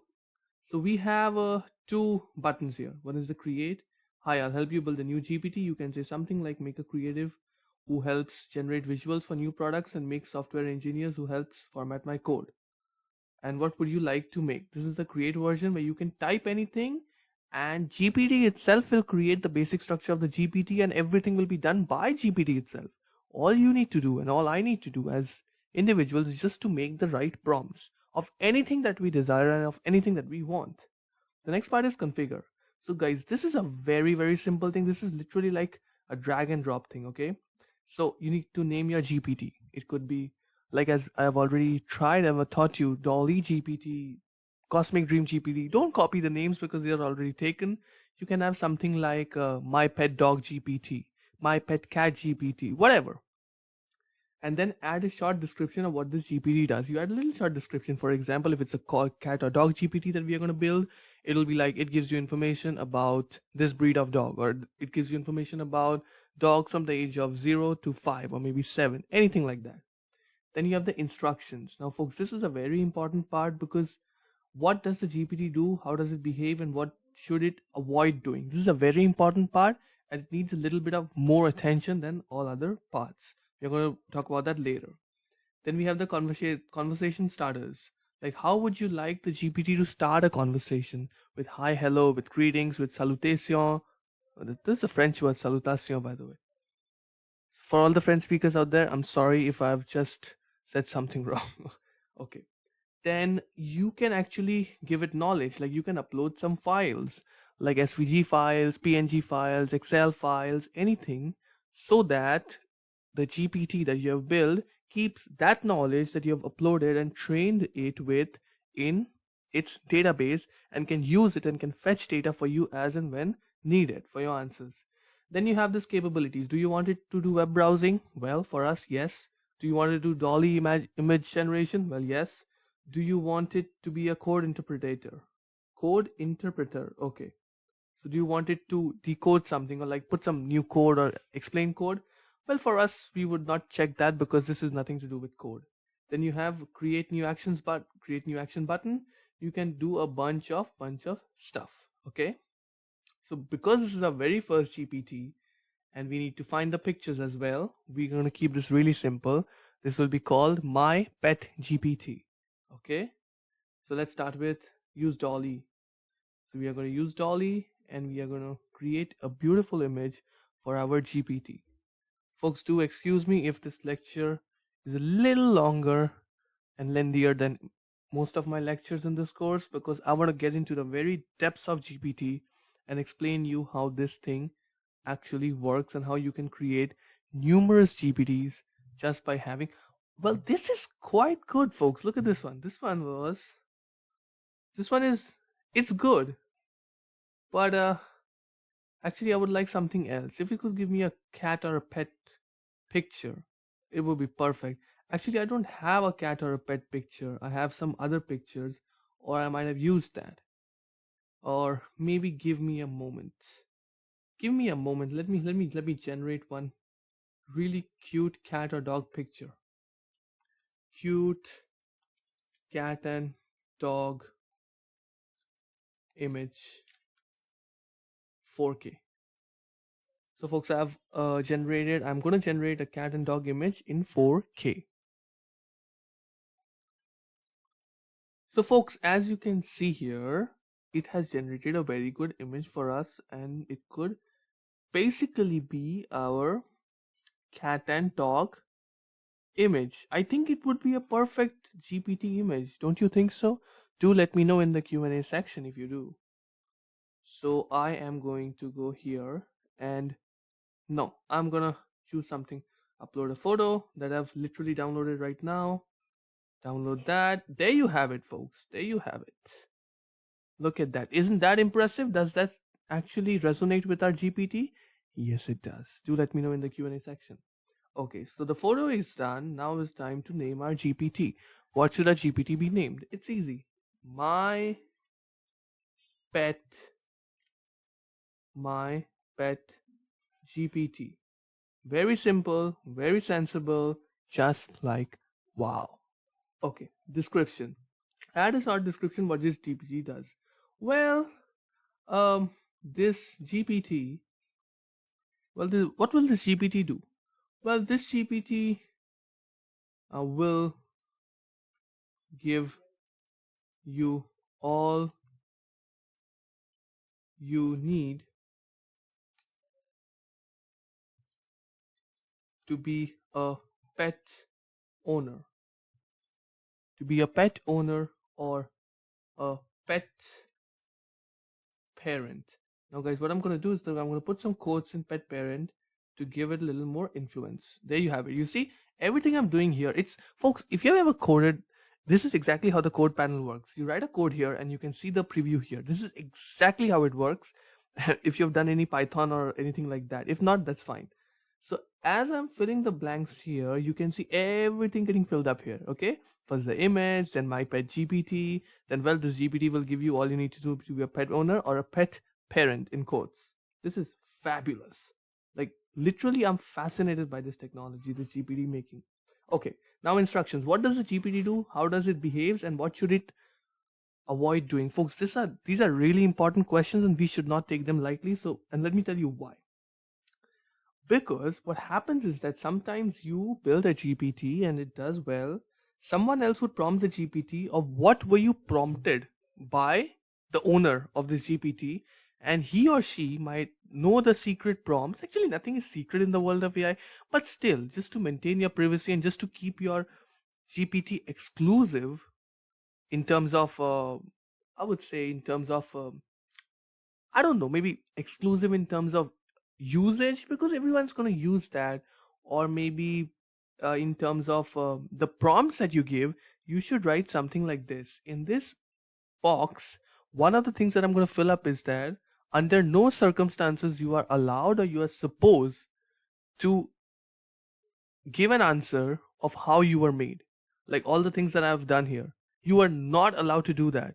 No matter how big of a prompt engineer is prompting you with something, you are not supposed to tell the person or tell the AI, whatever, how did I make you? Or what were the prompts that I put in to get this GPT, my pet GPT, as a result? Folks, this is really important because in this world of AI and GPTs, you need to have something of your own because you're building this, you're taking the effort to do that. Make it for yourself. If you don't want to do that, that's fine as well. But I'll do that so that it can be a really good example for the majority of my dear students. Let's begin. So, what does this GPT do? Well, this what does this GPT do? So, what we are going to do here is, folks, we are going to write this. This GPT this GPT is a guide, is an AI guide. This GPT is an AI.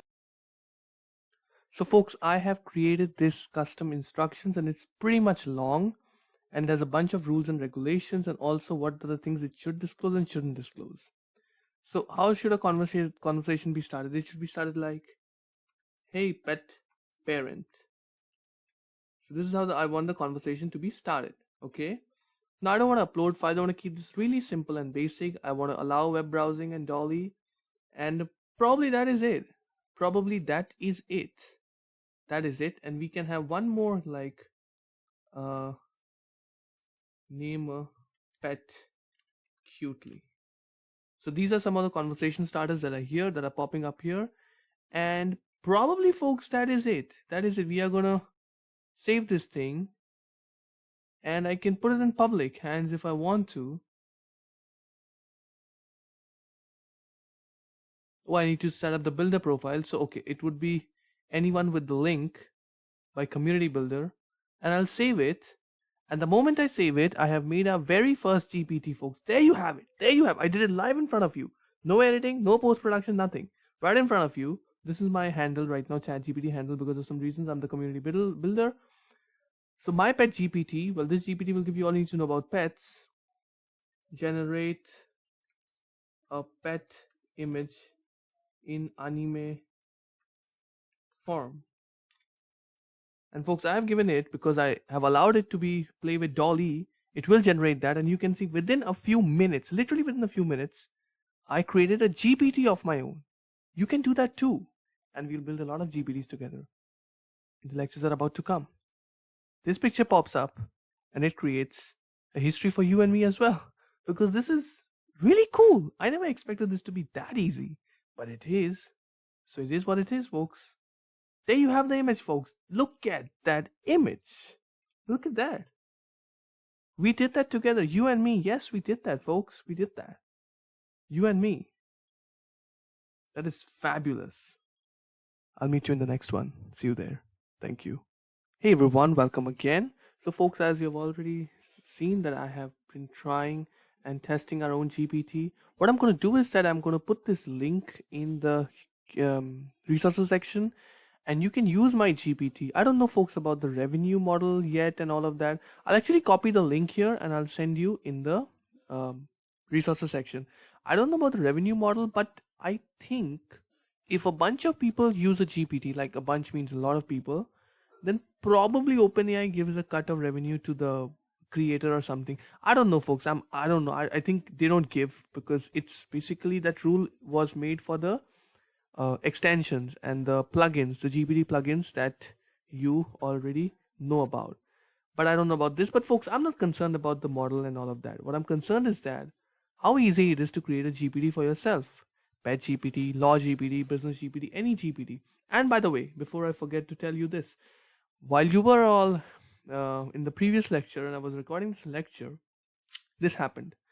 I put a prompt to the GPT builder and I said, hey, every time a user spends more than 5 minutes, generate a rather cool looking pet image for them in 1280 by 720 pixels. It said, okay, now every time someone spends more than 5 minutes on my GPT model, which is my pet GPT, please do use this GPT model, and you'll see this little surprise that if you spend more than 5 minutes, an image would be generated with the help of obviously Dolly and all, Dolly 3 and the latest versions of GPTs. You will have that beautiful image of the pet. Now, folks, I'll actually put a lot more prompts and it'll be a surprise for all of you. Have fun with that. Create your own GPTs. And I'll see you in the next lecture where we create a new GPT that will completely leave you flabbergasted. See you in the next one. Thank you. What is prompt engineering? Hello, everyone. Welcome back, folks. So this is a thing that has gained a lot of momentum ever since ChatGPT came into the horizon. What is prompt engineering? So what I did is that I asked ChatGPT 4 what prompt engineering is, and I said, explain it to me in a 5-year-old's language or in a 5-year-old's way with diagram, flowcharts, whatever you want. This is what ChatGPT said. Prompt engineering is like telling a smart robot exactly what you need to do with it, but in a way that it understands the best. So folks, I'm not going to read all of this through because even you can search it on GPT. You want me to explain that, that's why you have paid for this course. So let me give you an example. It's basically like, let's assume if you tell your friend, let's assume your friend's name is Sam or something. If you tell Sam, hey Sam, I saw a cat. So the moment you say I saw a cat, in his head he's going to visualize an image of a bunch of cats. Gingerhead cat, brown cat, white cat, red cat, black cat, whatever. So that's a very generic term. In prompt engineering, we call it a very simple straight prompt, which is the basic of prompts. Now, if you want to give it some more details, you can say, hey Sam, you know what? On Tuesday morning at 5 p.m. or 5 a.m., I opened my window, and in front of the window, I saw a gingerhead cat. Now that itself, my friend, is a very detailed prompt because you said the date, you said the time, you said the location, you said exactly how the cat looked. Now, to add more distance, what you can do is that, you know, Sam, I saw this cat on Tuesday at 5 a.m., opened the window, saw the cat, and the cat was actually winking at me. Now that's another level of detail. So the more level of details that you put in, whether you're talking to your friend or to a robo, the more better your prompt is going to be. That is exactly what prompt engineering is all about. It's basically giving the most clear and precise instructions. We are going to play a lot of AI tools and you're going to see the more precise your words are, the better the output is going to be. Because folks, understand this thing. This Gen AI tools or whatever these dumb AI tools are really like a human being because they have been processed of the content that was made by human beings, as I've already said, how GPTs and all these are made. So these were fed the data that were made by humans. So what is human characteristics? Human understand simplicity. The more detail you give something, the better. The better the imagination would be. Same goes for a robo or for a chatbot, whatever. So here is a chart, folks. I'm going to zoom this thing up for you because actually Dolly would just keep blinking at me if I just press the image. So here is it. So prompt engineering is that think of you. You put in simple words, you give a precise thing, you set something to a robo, and you tell it to fill it. For example, on Tuesday morning, I saw a brown cat and dash dash dash. And whatever is filled in by the robo, that's another kind of a story. So this is, folks, what prompt engineering is. The more precise you are, the more detailed you are. You do not need to give advanced thing like get me the cosmos from the nebula and from the Newton and from the Isaac Newton and the Einstein. No. You just need to be precise. I'm going to show you actually this morning in the next lecture. I put up a prompt in Leonardo AI, which we are going to talk about a lot and learn about. And the picture that it created with simple images, with simple adjectives and images and simple English language, you'll be flabbergasted, you'll be mind blown by the image that it generated with simple languages. That's it. Simplicity is the king, folks, or queen. So, folks, that was it from prompt engineering. It's a science, it's an art of explaining your things in the most easiest, simplest, and detailed manner possible. That was it from prompt engineering. I'll see you in the next one. Hello, guys, welcome again. So, folks, here I am in Leonardo AI, and Leonardo has changed a lot. And probably you'll see the updated version of Leonardo in your course only in the later stages when we go in deep with the text to AI prompt engineering part. So, folks, this is Taylor Swift. You all know her. And this is a Leonardo dashboard. If you're not aware of Leonardo dashboard, Leonardo.ai is a fantastic AI tool and probably one of the top 5 AI tools that I would recommend to any beginner anytime. Because I've learned a lot from this tool. I've taught a lot of these tools and I've got great response from my dear students around the globe in terms of Leonardo AI. So here is a really simple thing. This is the image of Taylor, and these are 3 basic elements that you can add to the image. This is a coloring book image. If you increase the intensity, the image is going to look more or less like a coloring book, but we are going to decrease that so as to not do anything. If you increase the folk art illustration, it's going to look like more of that. And if you increase the kids illustration, it's going to look more like that. And if you increase the toon anime image, it's Taylor Swift's image is going to look more like a toon anime, which exactly it is. So, folks, here is exactly how we are going to do with prompt engineering. If you can see my screen, I said a Taylor Swift image, wonderful, beautiful, and fabulous, and happy and attractive. These were the 5 different words. Now let's remove these 5 different words. Okay, I'll copy this and remove all of that. The image just says a Taylor Swift image. That's it. And let's bring it to all of the neutral things. So we'll just get an image. Here we have it. A Taylor Swift image. Now let's remove image. A Taylor Swift pic, or means picture, with blondes. So now it's a Taylor Swift image with blondes. I never said dog, but I don't know why they pick up dog, but I said blonde. So it's blonde. Okay, fine, blondes. And with glasses. With glasses. Okay, so it actually knew. I wasn't talking about a wine glass or other glass. It's a glass that you wear. That's pretty cool.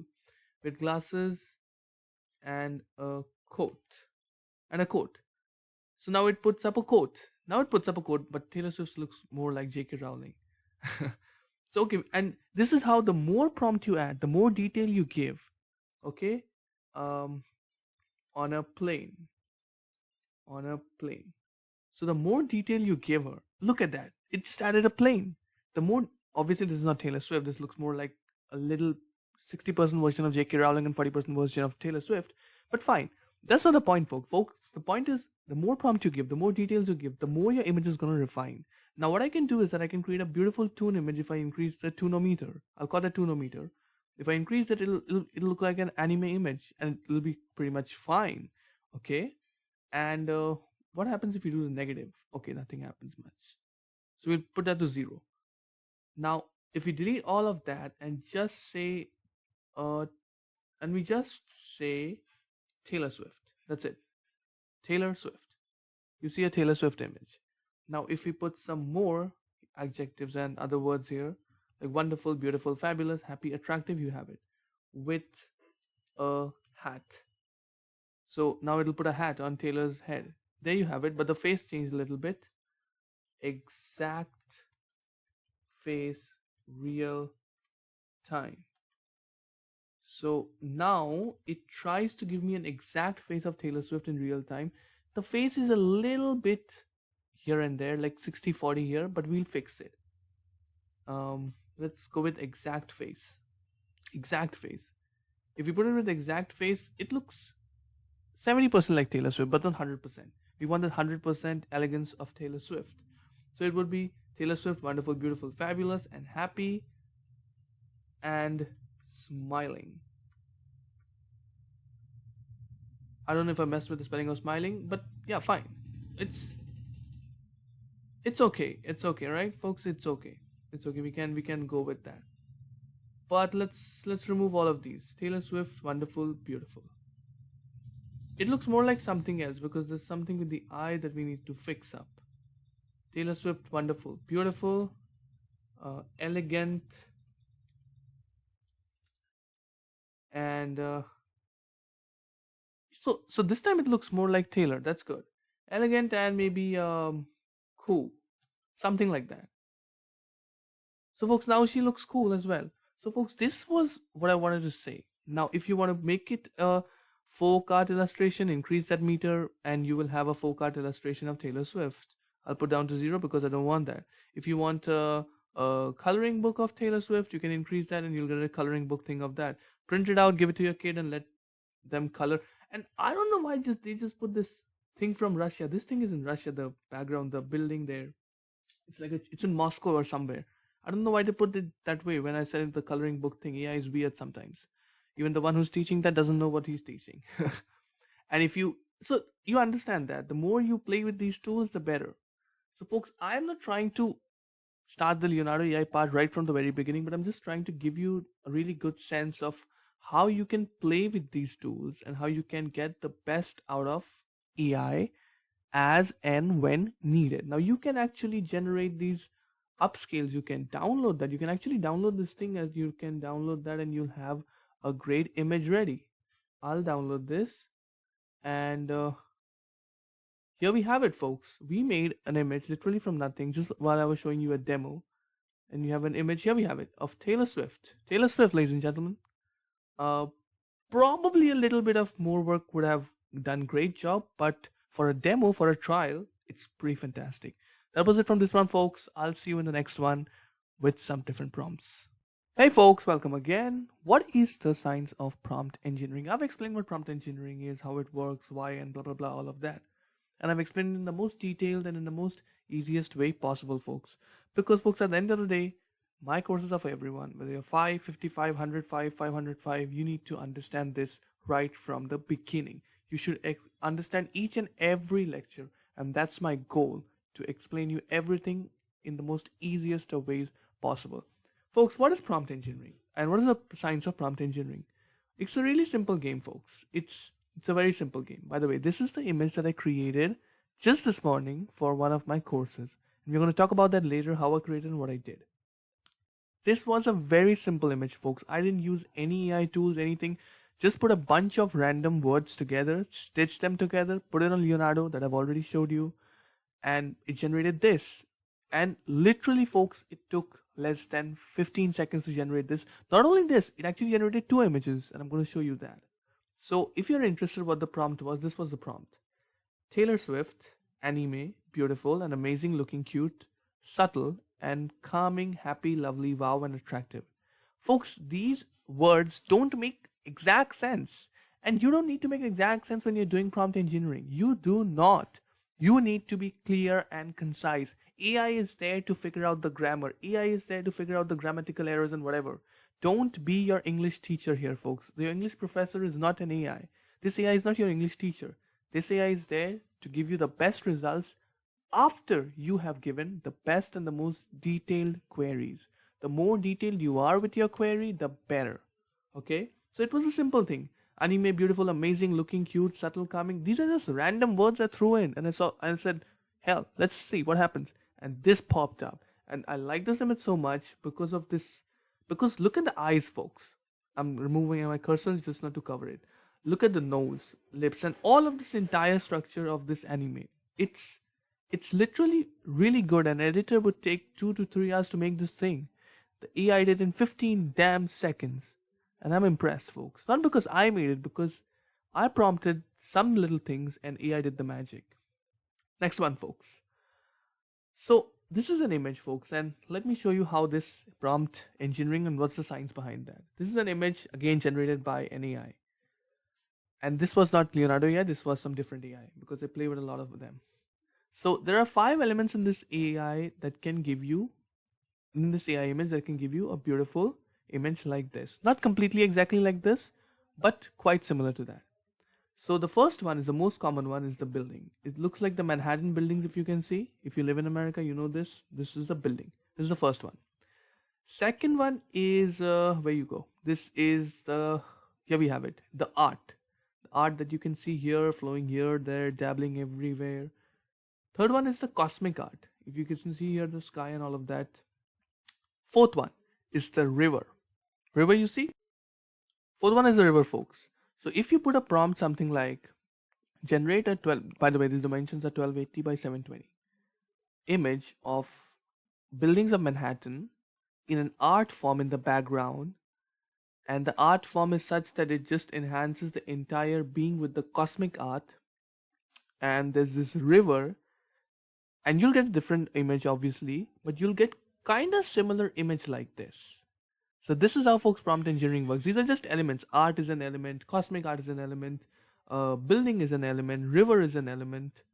So this is how it works, folks. Actually, it should be cosmic sky art, but I just wrote in cosmic art just for the simplicity. The next one, folks. Now it's our exam. Now it's your exam to find out what kind of elements were there present in this image of Einstein, of Albert Einstein, Dr. Einstein, that led to making of this image, folks. I didn't use any premium version AI. I just used the free version of Leonardo to generate this image, folks. Actually, let me help you with that. First one would be Dr. Einstein, but in a comic illustration, because this is not an image, this is a comic illustration one. And then this is this chair, and then look at this shoe. This is impeccable. Then because the AI knows that Einstein is a science guy, he's a scientist, he was a scientist, a really great one. So it has created this neutrons and protons and this E is equals to mc square thing and this equations and all of that. And because he knows that he was a professor and all of that, he has put a book in his hands. That is the beauty, folks. If you put little details, you stitch them together, it doesn't matter if it doesn't make a grammatical sense. It doesn't matter. AI is not here to check your grammar. If you stitch all of them together, it will happen.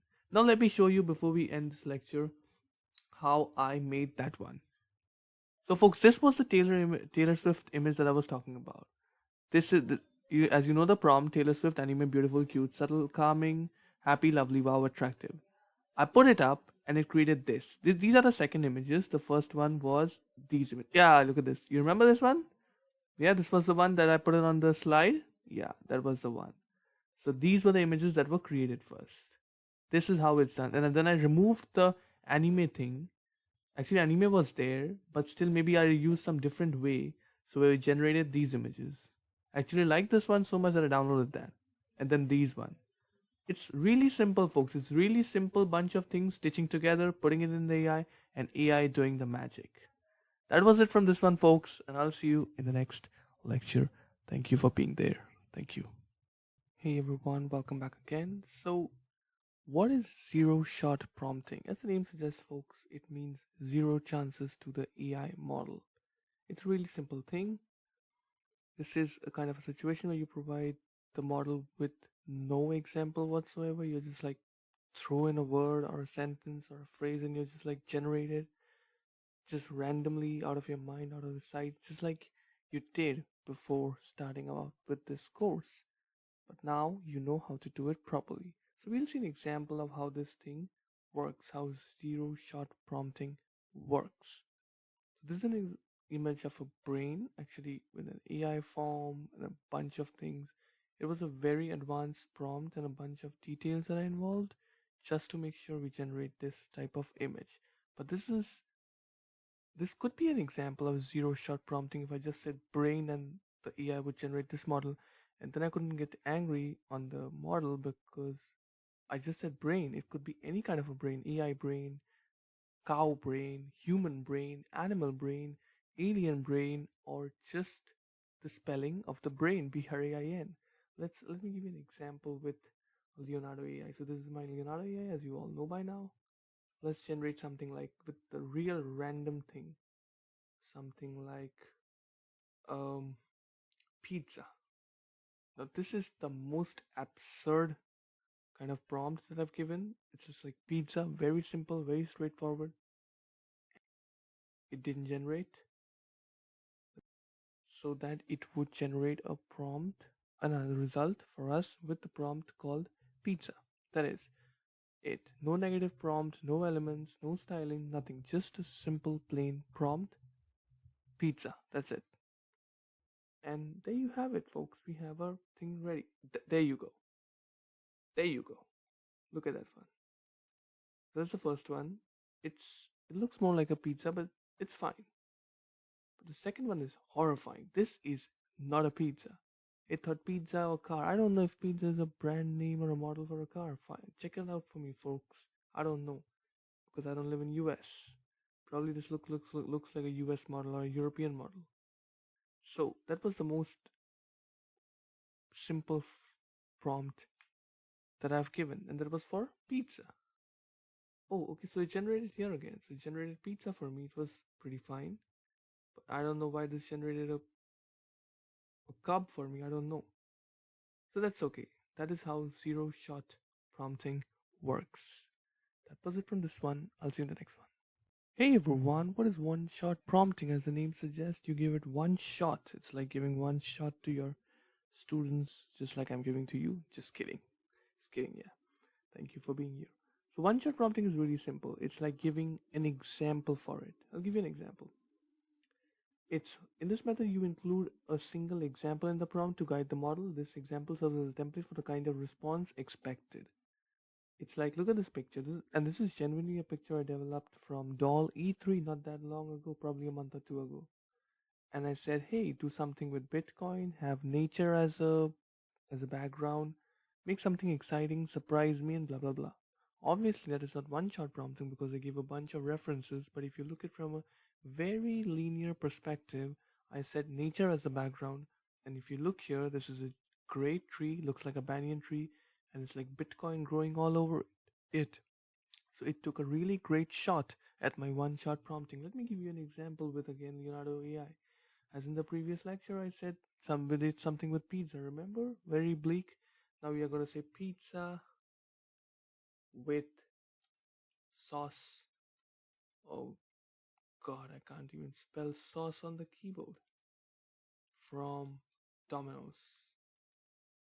Now, folks, that is a very specific prompt, and it's a one-shot prompt because I said Domino's and then I said sauce. So it's a pretty, and it will generate you real pizza images, I believe, and not cars and cheetahs and tiger images. There you go. There you go. There you go. You saw that one? That looks more like a Domino's pizza. And it tried to name Domino's here, but it failed. That's fine. But at least we get a pizza when we type pizza and not animals and goddamn cars of all sorts. So that was it from this one lecture, folks. This is what one shot prompting is all about. Give it a shot. I'll see you in the next one. Chain of thought prompting, folks. Welcome back again. Thank you very much for joining in right now. Lecture after lecture. Thank you for your patience. So, folks, chain of thought prompting is pretty easy. It's pretty good, and I want to explain this. It's basically like when you have a thought in your head, what do you have? For example, when you look at a bird, you have thoughts about aeroplane or maybe something, television, Nat Geo, History TV, whatever. So similarly in an EI, the EI is trying to initiate a process which is similar to the way our neurons fire in the human brain. So a chain of thought prompting here, the prompt is structured to encourage the model to think out loud from one thought to another, to another, to another, to another, to the final results. This could be a bunch of thoughts or a bunch of prompts in the AI language or millions and millions of prompts to get to the desired final result. And its job is to show its reasoning process step by step leading to the final result. The next image that I'm going to show you is a perfect example. Look at this picture. This is an anime kind of a picture. An anime comic kind of a picture. Now, how did we get to this picture? Well, very simple. First of all, you prompt a girl doing yoga. You will get some kind of a girl doing yoga. Then you prompt a girl in anime doing yoga. Then you'll get this one. Then a girl in comic anime doing yoga. Then you'll get something like that. And then forest, and then mountains, and then calm, composed. The more you prompt, the better, right? Actually, to be honest, chain of prompts would be best learned from prompting with ChatGPT and playing with that. That's the best way to do that. But We can also do that with text to AI model as well. Let me show you how to do that.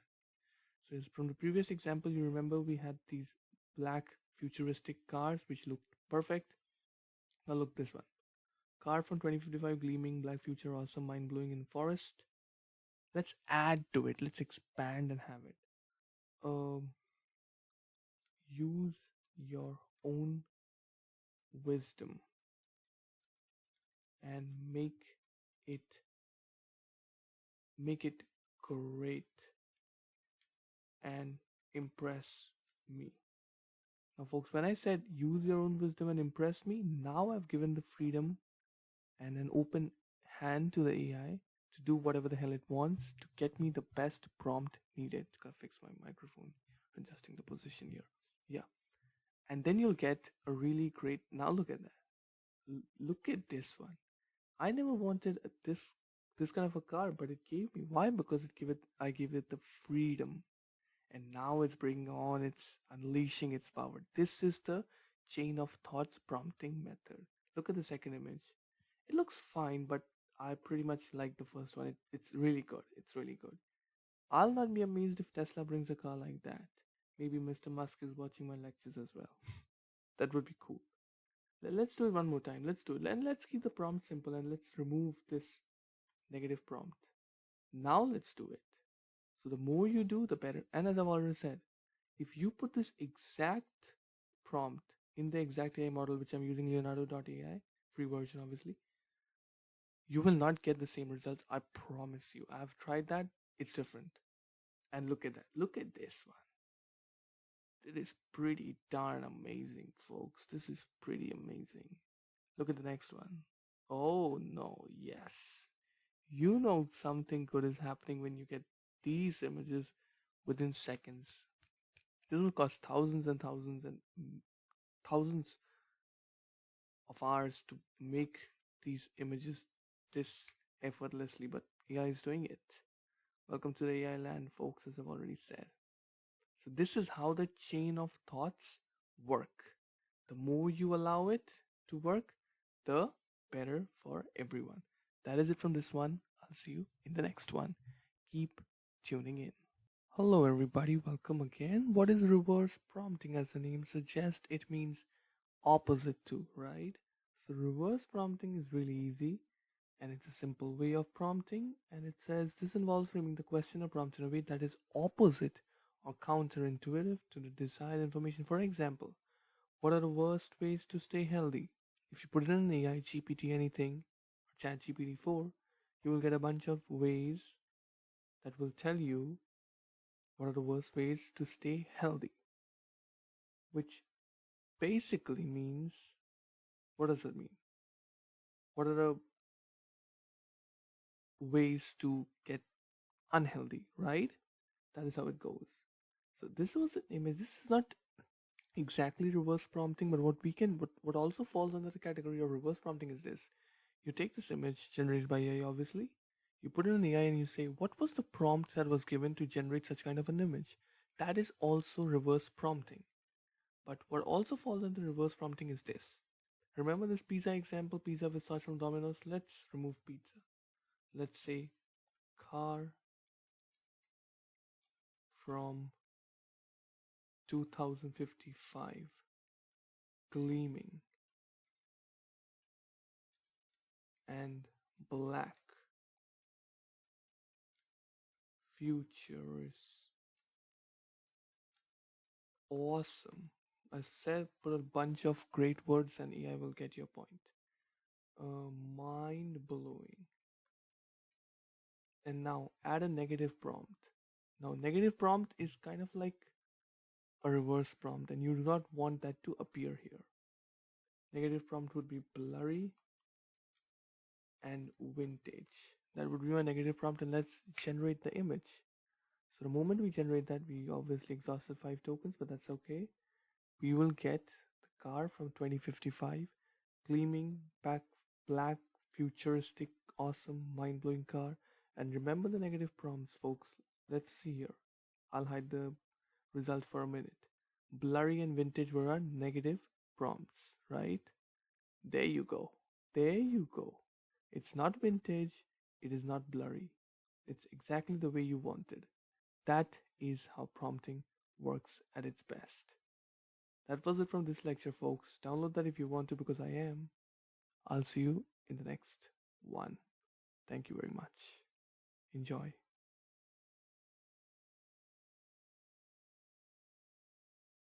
What is negative prompting, folks? So, as the name suggests, negative prompting with any prompt that you do not want to appear in your final results. As already I've explained, this is where you tell the model explicitly what not to do, exactly what not to do, or what kind of response you don't want. This can help in guiding the model away from certain types of responses. For example, if you remember in the previous ones, I said do not, in the negative prompt, remember in Leonardo, I'm going to show you in a moment. I said do not print blurry, fuzzy images. And this is an image of Medusa. For let's give an example. In this image, what do I want to say for a negative prompt? Just for an example, I would say it should not be blurry, it should not be hazy, the face should not be distorted, there should not be multiple eyes, multiple ears, multiple lips, nose, whatever. One face, everything stitched in perfectly. And that is exactly what you got. This has also been generated by AI, obviously. Now let's try with this one. Medusa. Let's give it a Medusa image in Da Vinci style. Da Vinci style. Use your own expertise. Now, as far as for the negative prompt, what will I say? Blurry, fuzzy,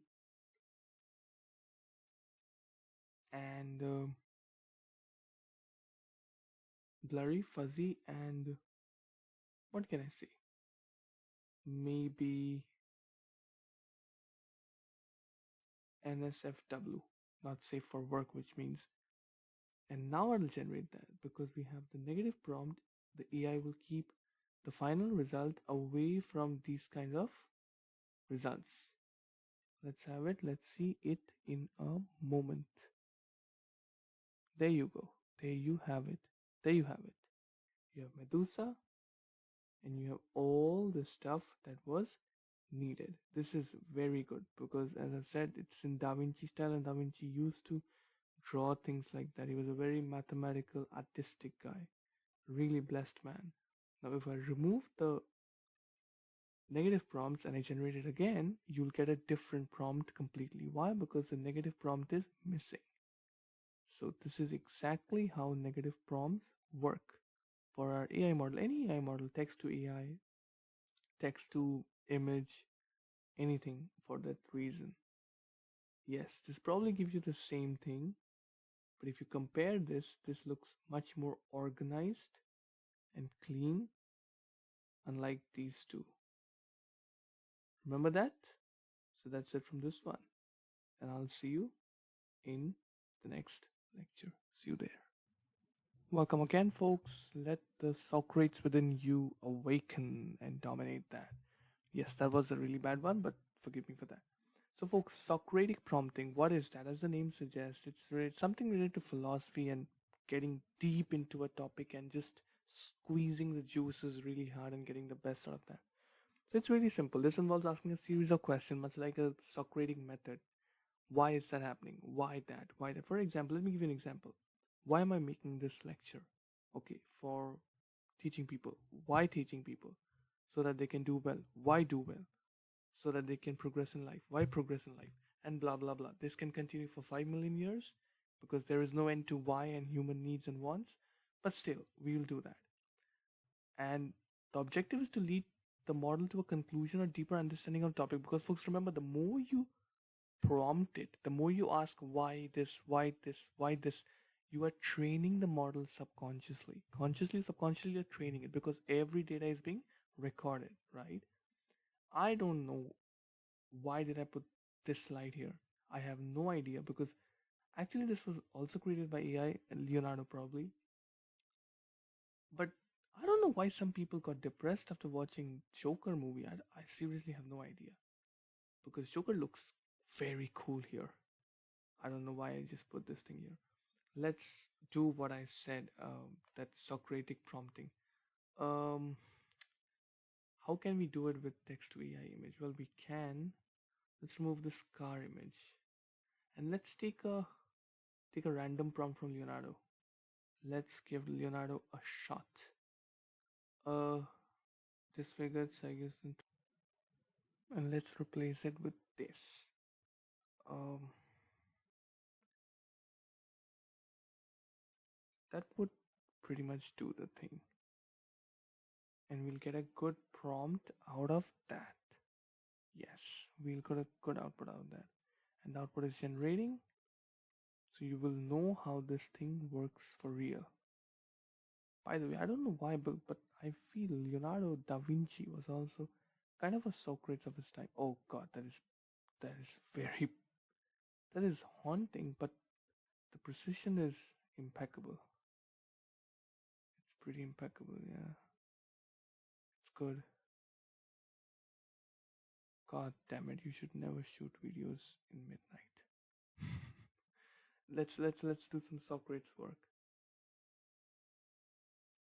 If I put scary in the negative prompt, it would not make it scary. And decaying. And I generate that. So now I might get something else. At least it won't be scary. It's fine even if it's scary, we just want to show you an example anyway. And I don't know what the hell even Stygian means. Oh God. But it's fine, okay? It's fine, folks. That is how this Socratic prompting works. Which I don't know how many of you are going to use after watching this. But yeah, that is how it works. And let's end with the picture of Joker. See you on the other side. Thank you. Welcome, my dear students. So we are in the last part of our ChatGPT Plus and ChatGPT 4 course. So in this course, we have covered technically a lot, starting from the GPTs that you see on your screen. We have done a lot: Logo Maker GPT, Canva GPT, Consensus GPT, Santa GPT, Math GPT, Dolly GPT, Creative Writing GPT, and a bunch of GPTs. We have also made our custom GPTs, which is also so cool to do and so easy, okay? I hope you're making a lot of GPTs and enjoying. And if you are, then do let me know about your GPTs in the Q&A section or in the comment section. I'd be really happy to use some of your GPTs and provide my reviews on that. And then we also covered a bunch of stuff, from how to solve family problems with ChatGPT, how to solve tech problems with ChatGPT, how to use a bunch of other GPTs and ChatGPT for plugins. How can we forget that? These were one of those parts that helped us so very much in our course, and I've covered so many plugins, from Canard.ai to BBAI to Canva AI to Best Ever Ad Maker AI to the AI Diagrams AI, PDF, scripts, and we have done a lot. And even Instacart, how can we forget the groceries that we loaded in from ChatGPT with the help of ChatGPT 4? And it was pretty much awesome. So, folks, I've taught you technically a bunch about ChatGPT 4 and how to use them and to make the best out of that. Now it is your turn to bring ChatGPT 4 and the power of ChatGPT 4 in your life and get the best out of it and increase your productivity in school, college, university, in your work, in your business, anywhere, wherever you can just put ChatGPT in work. And that's it from this one, folks, and I'll see you in the next one. Thank you. Hey everyone, welcome again. So as you can see the image on your screen, actually this is one of the images that I made with AI for one of my courses that I literally launched a few days ago. Actually a few hours ago. So this was the course cover, just to show you, not to terrify you of something, but it was technically generated. All of it was from AI. You just put the prompt and it generates. But this is not the thing that I need to show you. Just wanted to show you anyway. So what I wanted to show you was folks, now it's time to have a little conclusion of everything that I've taught you for the plugins and the GPTs and all of that.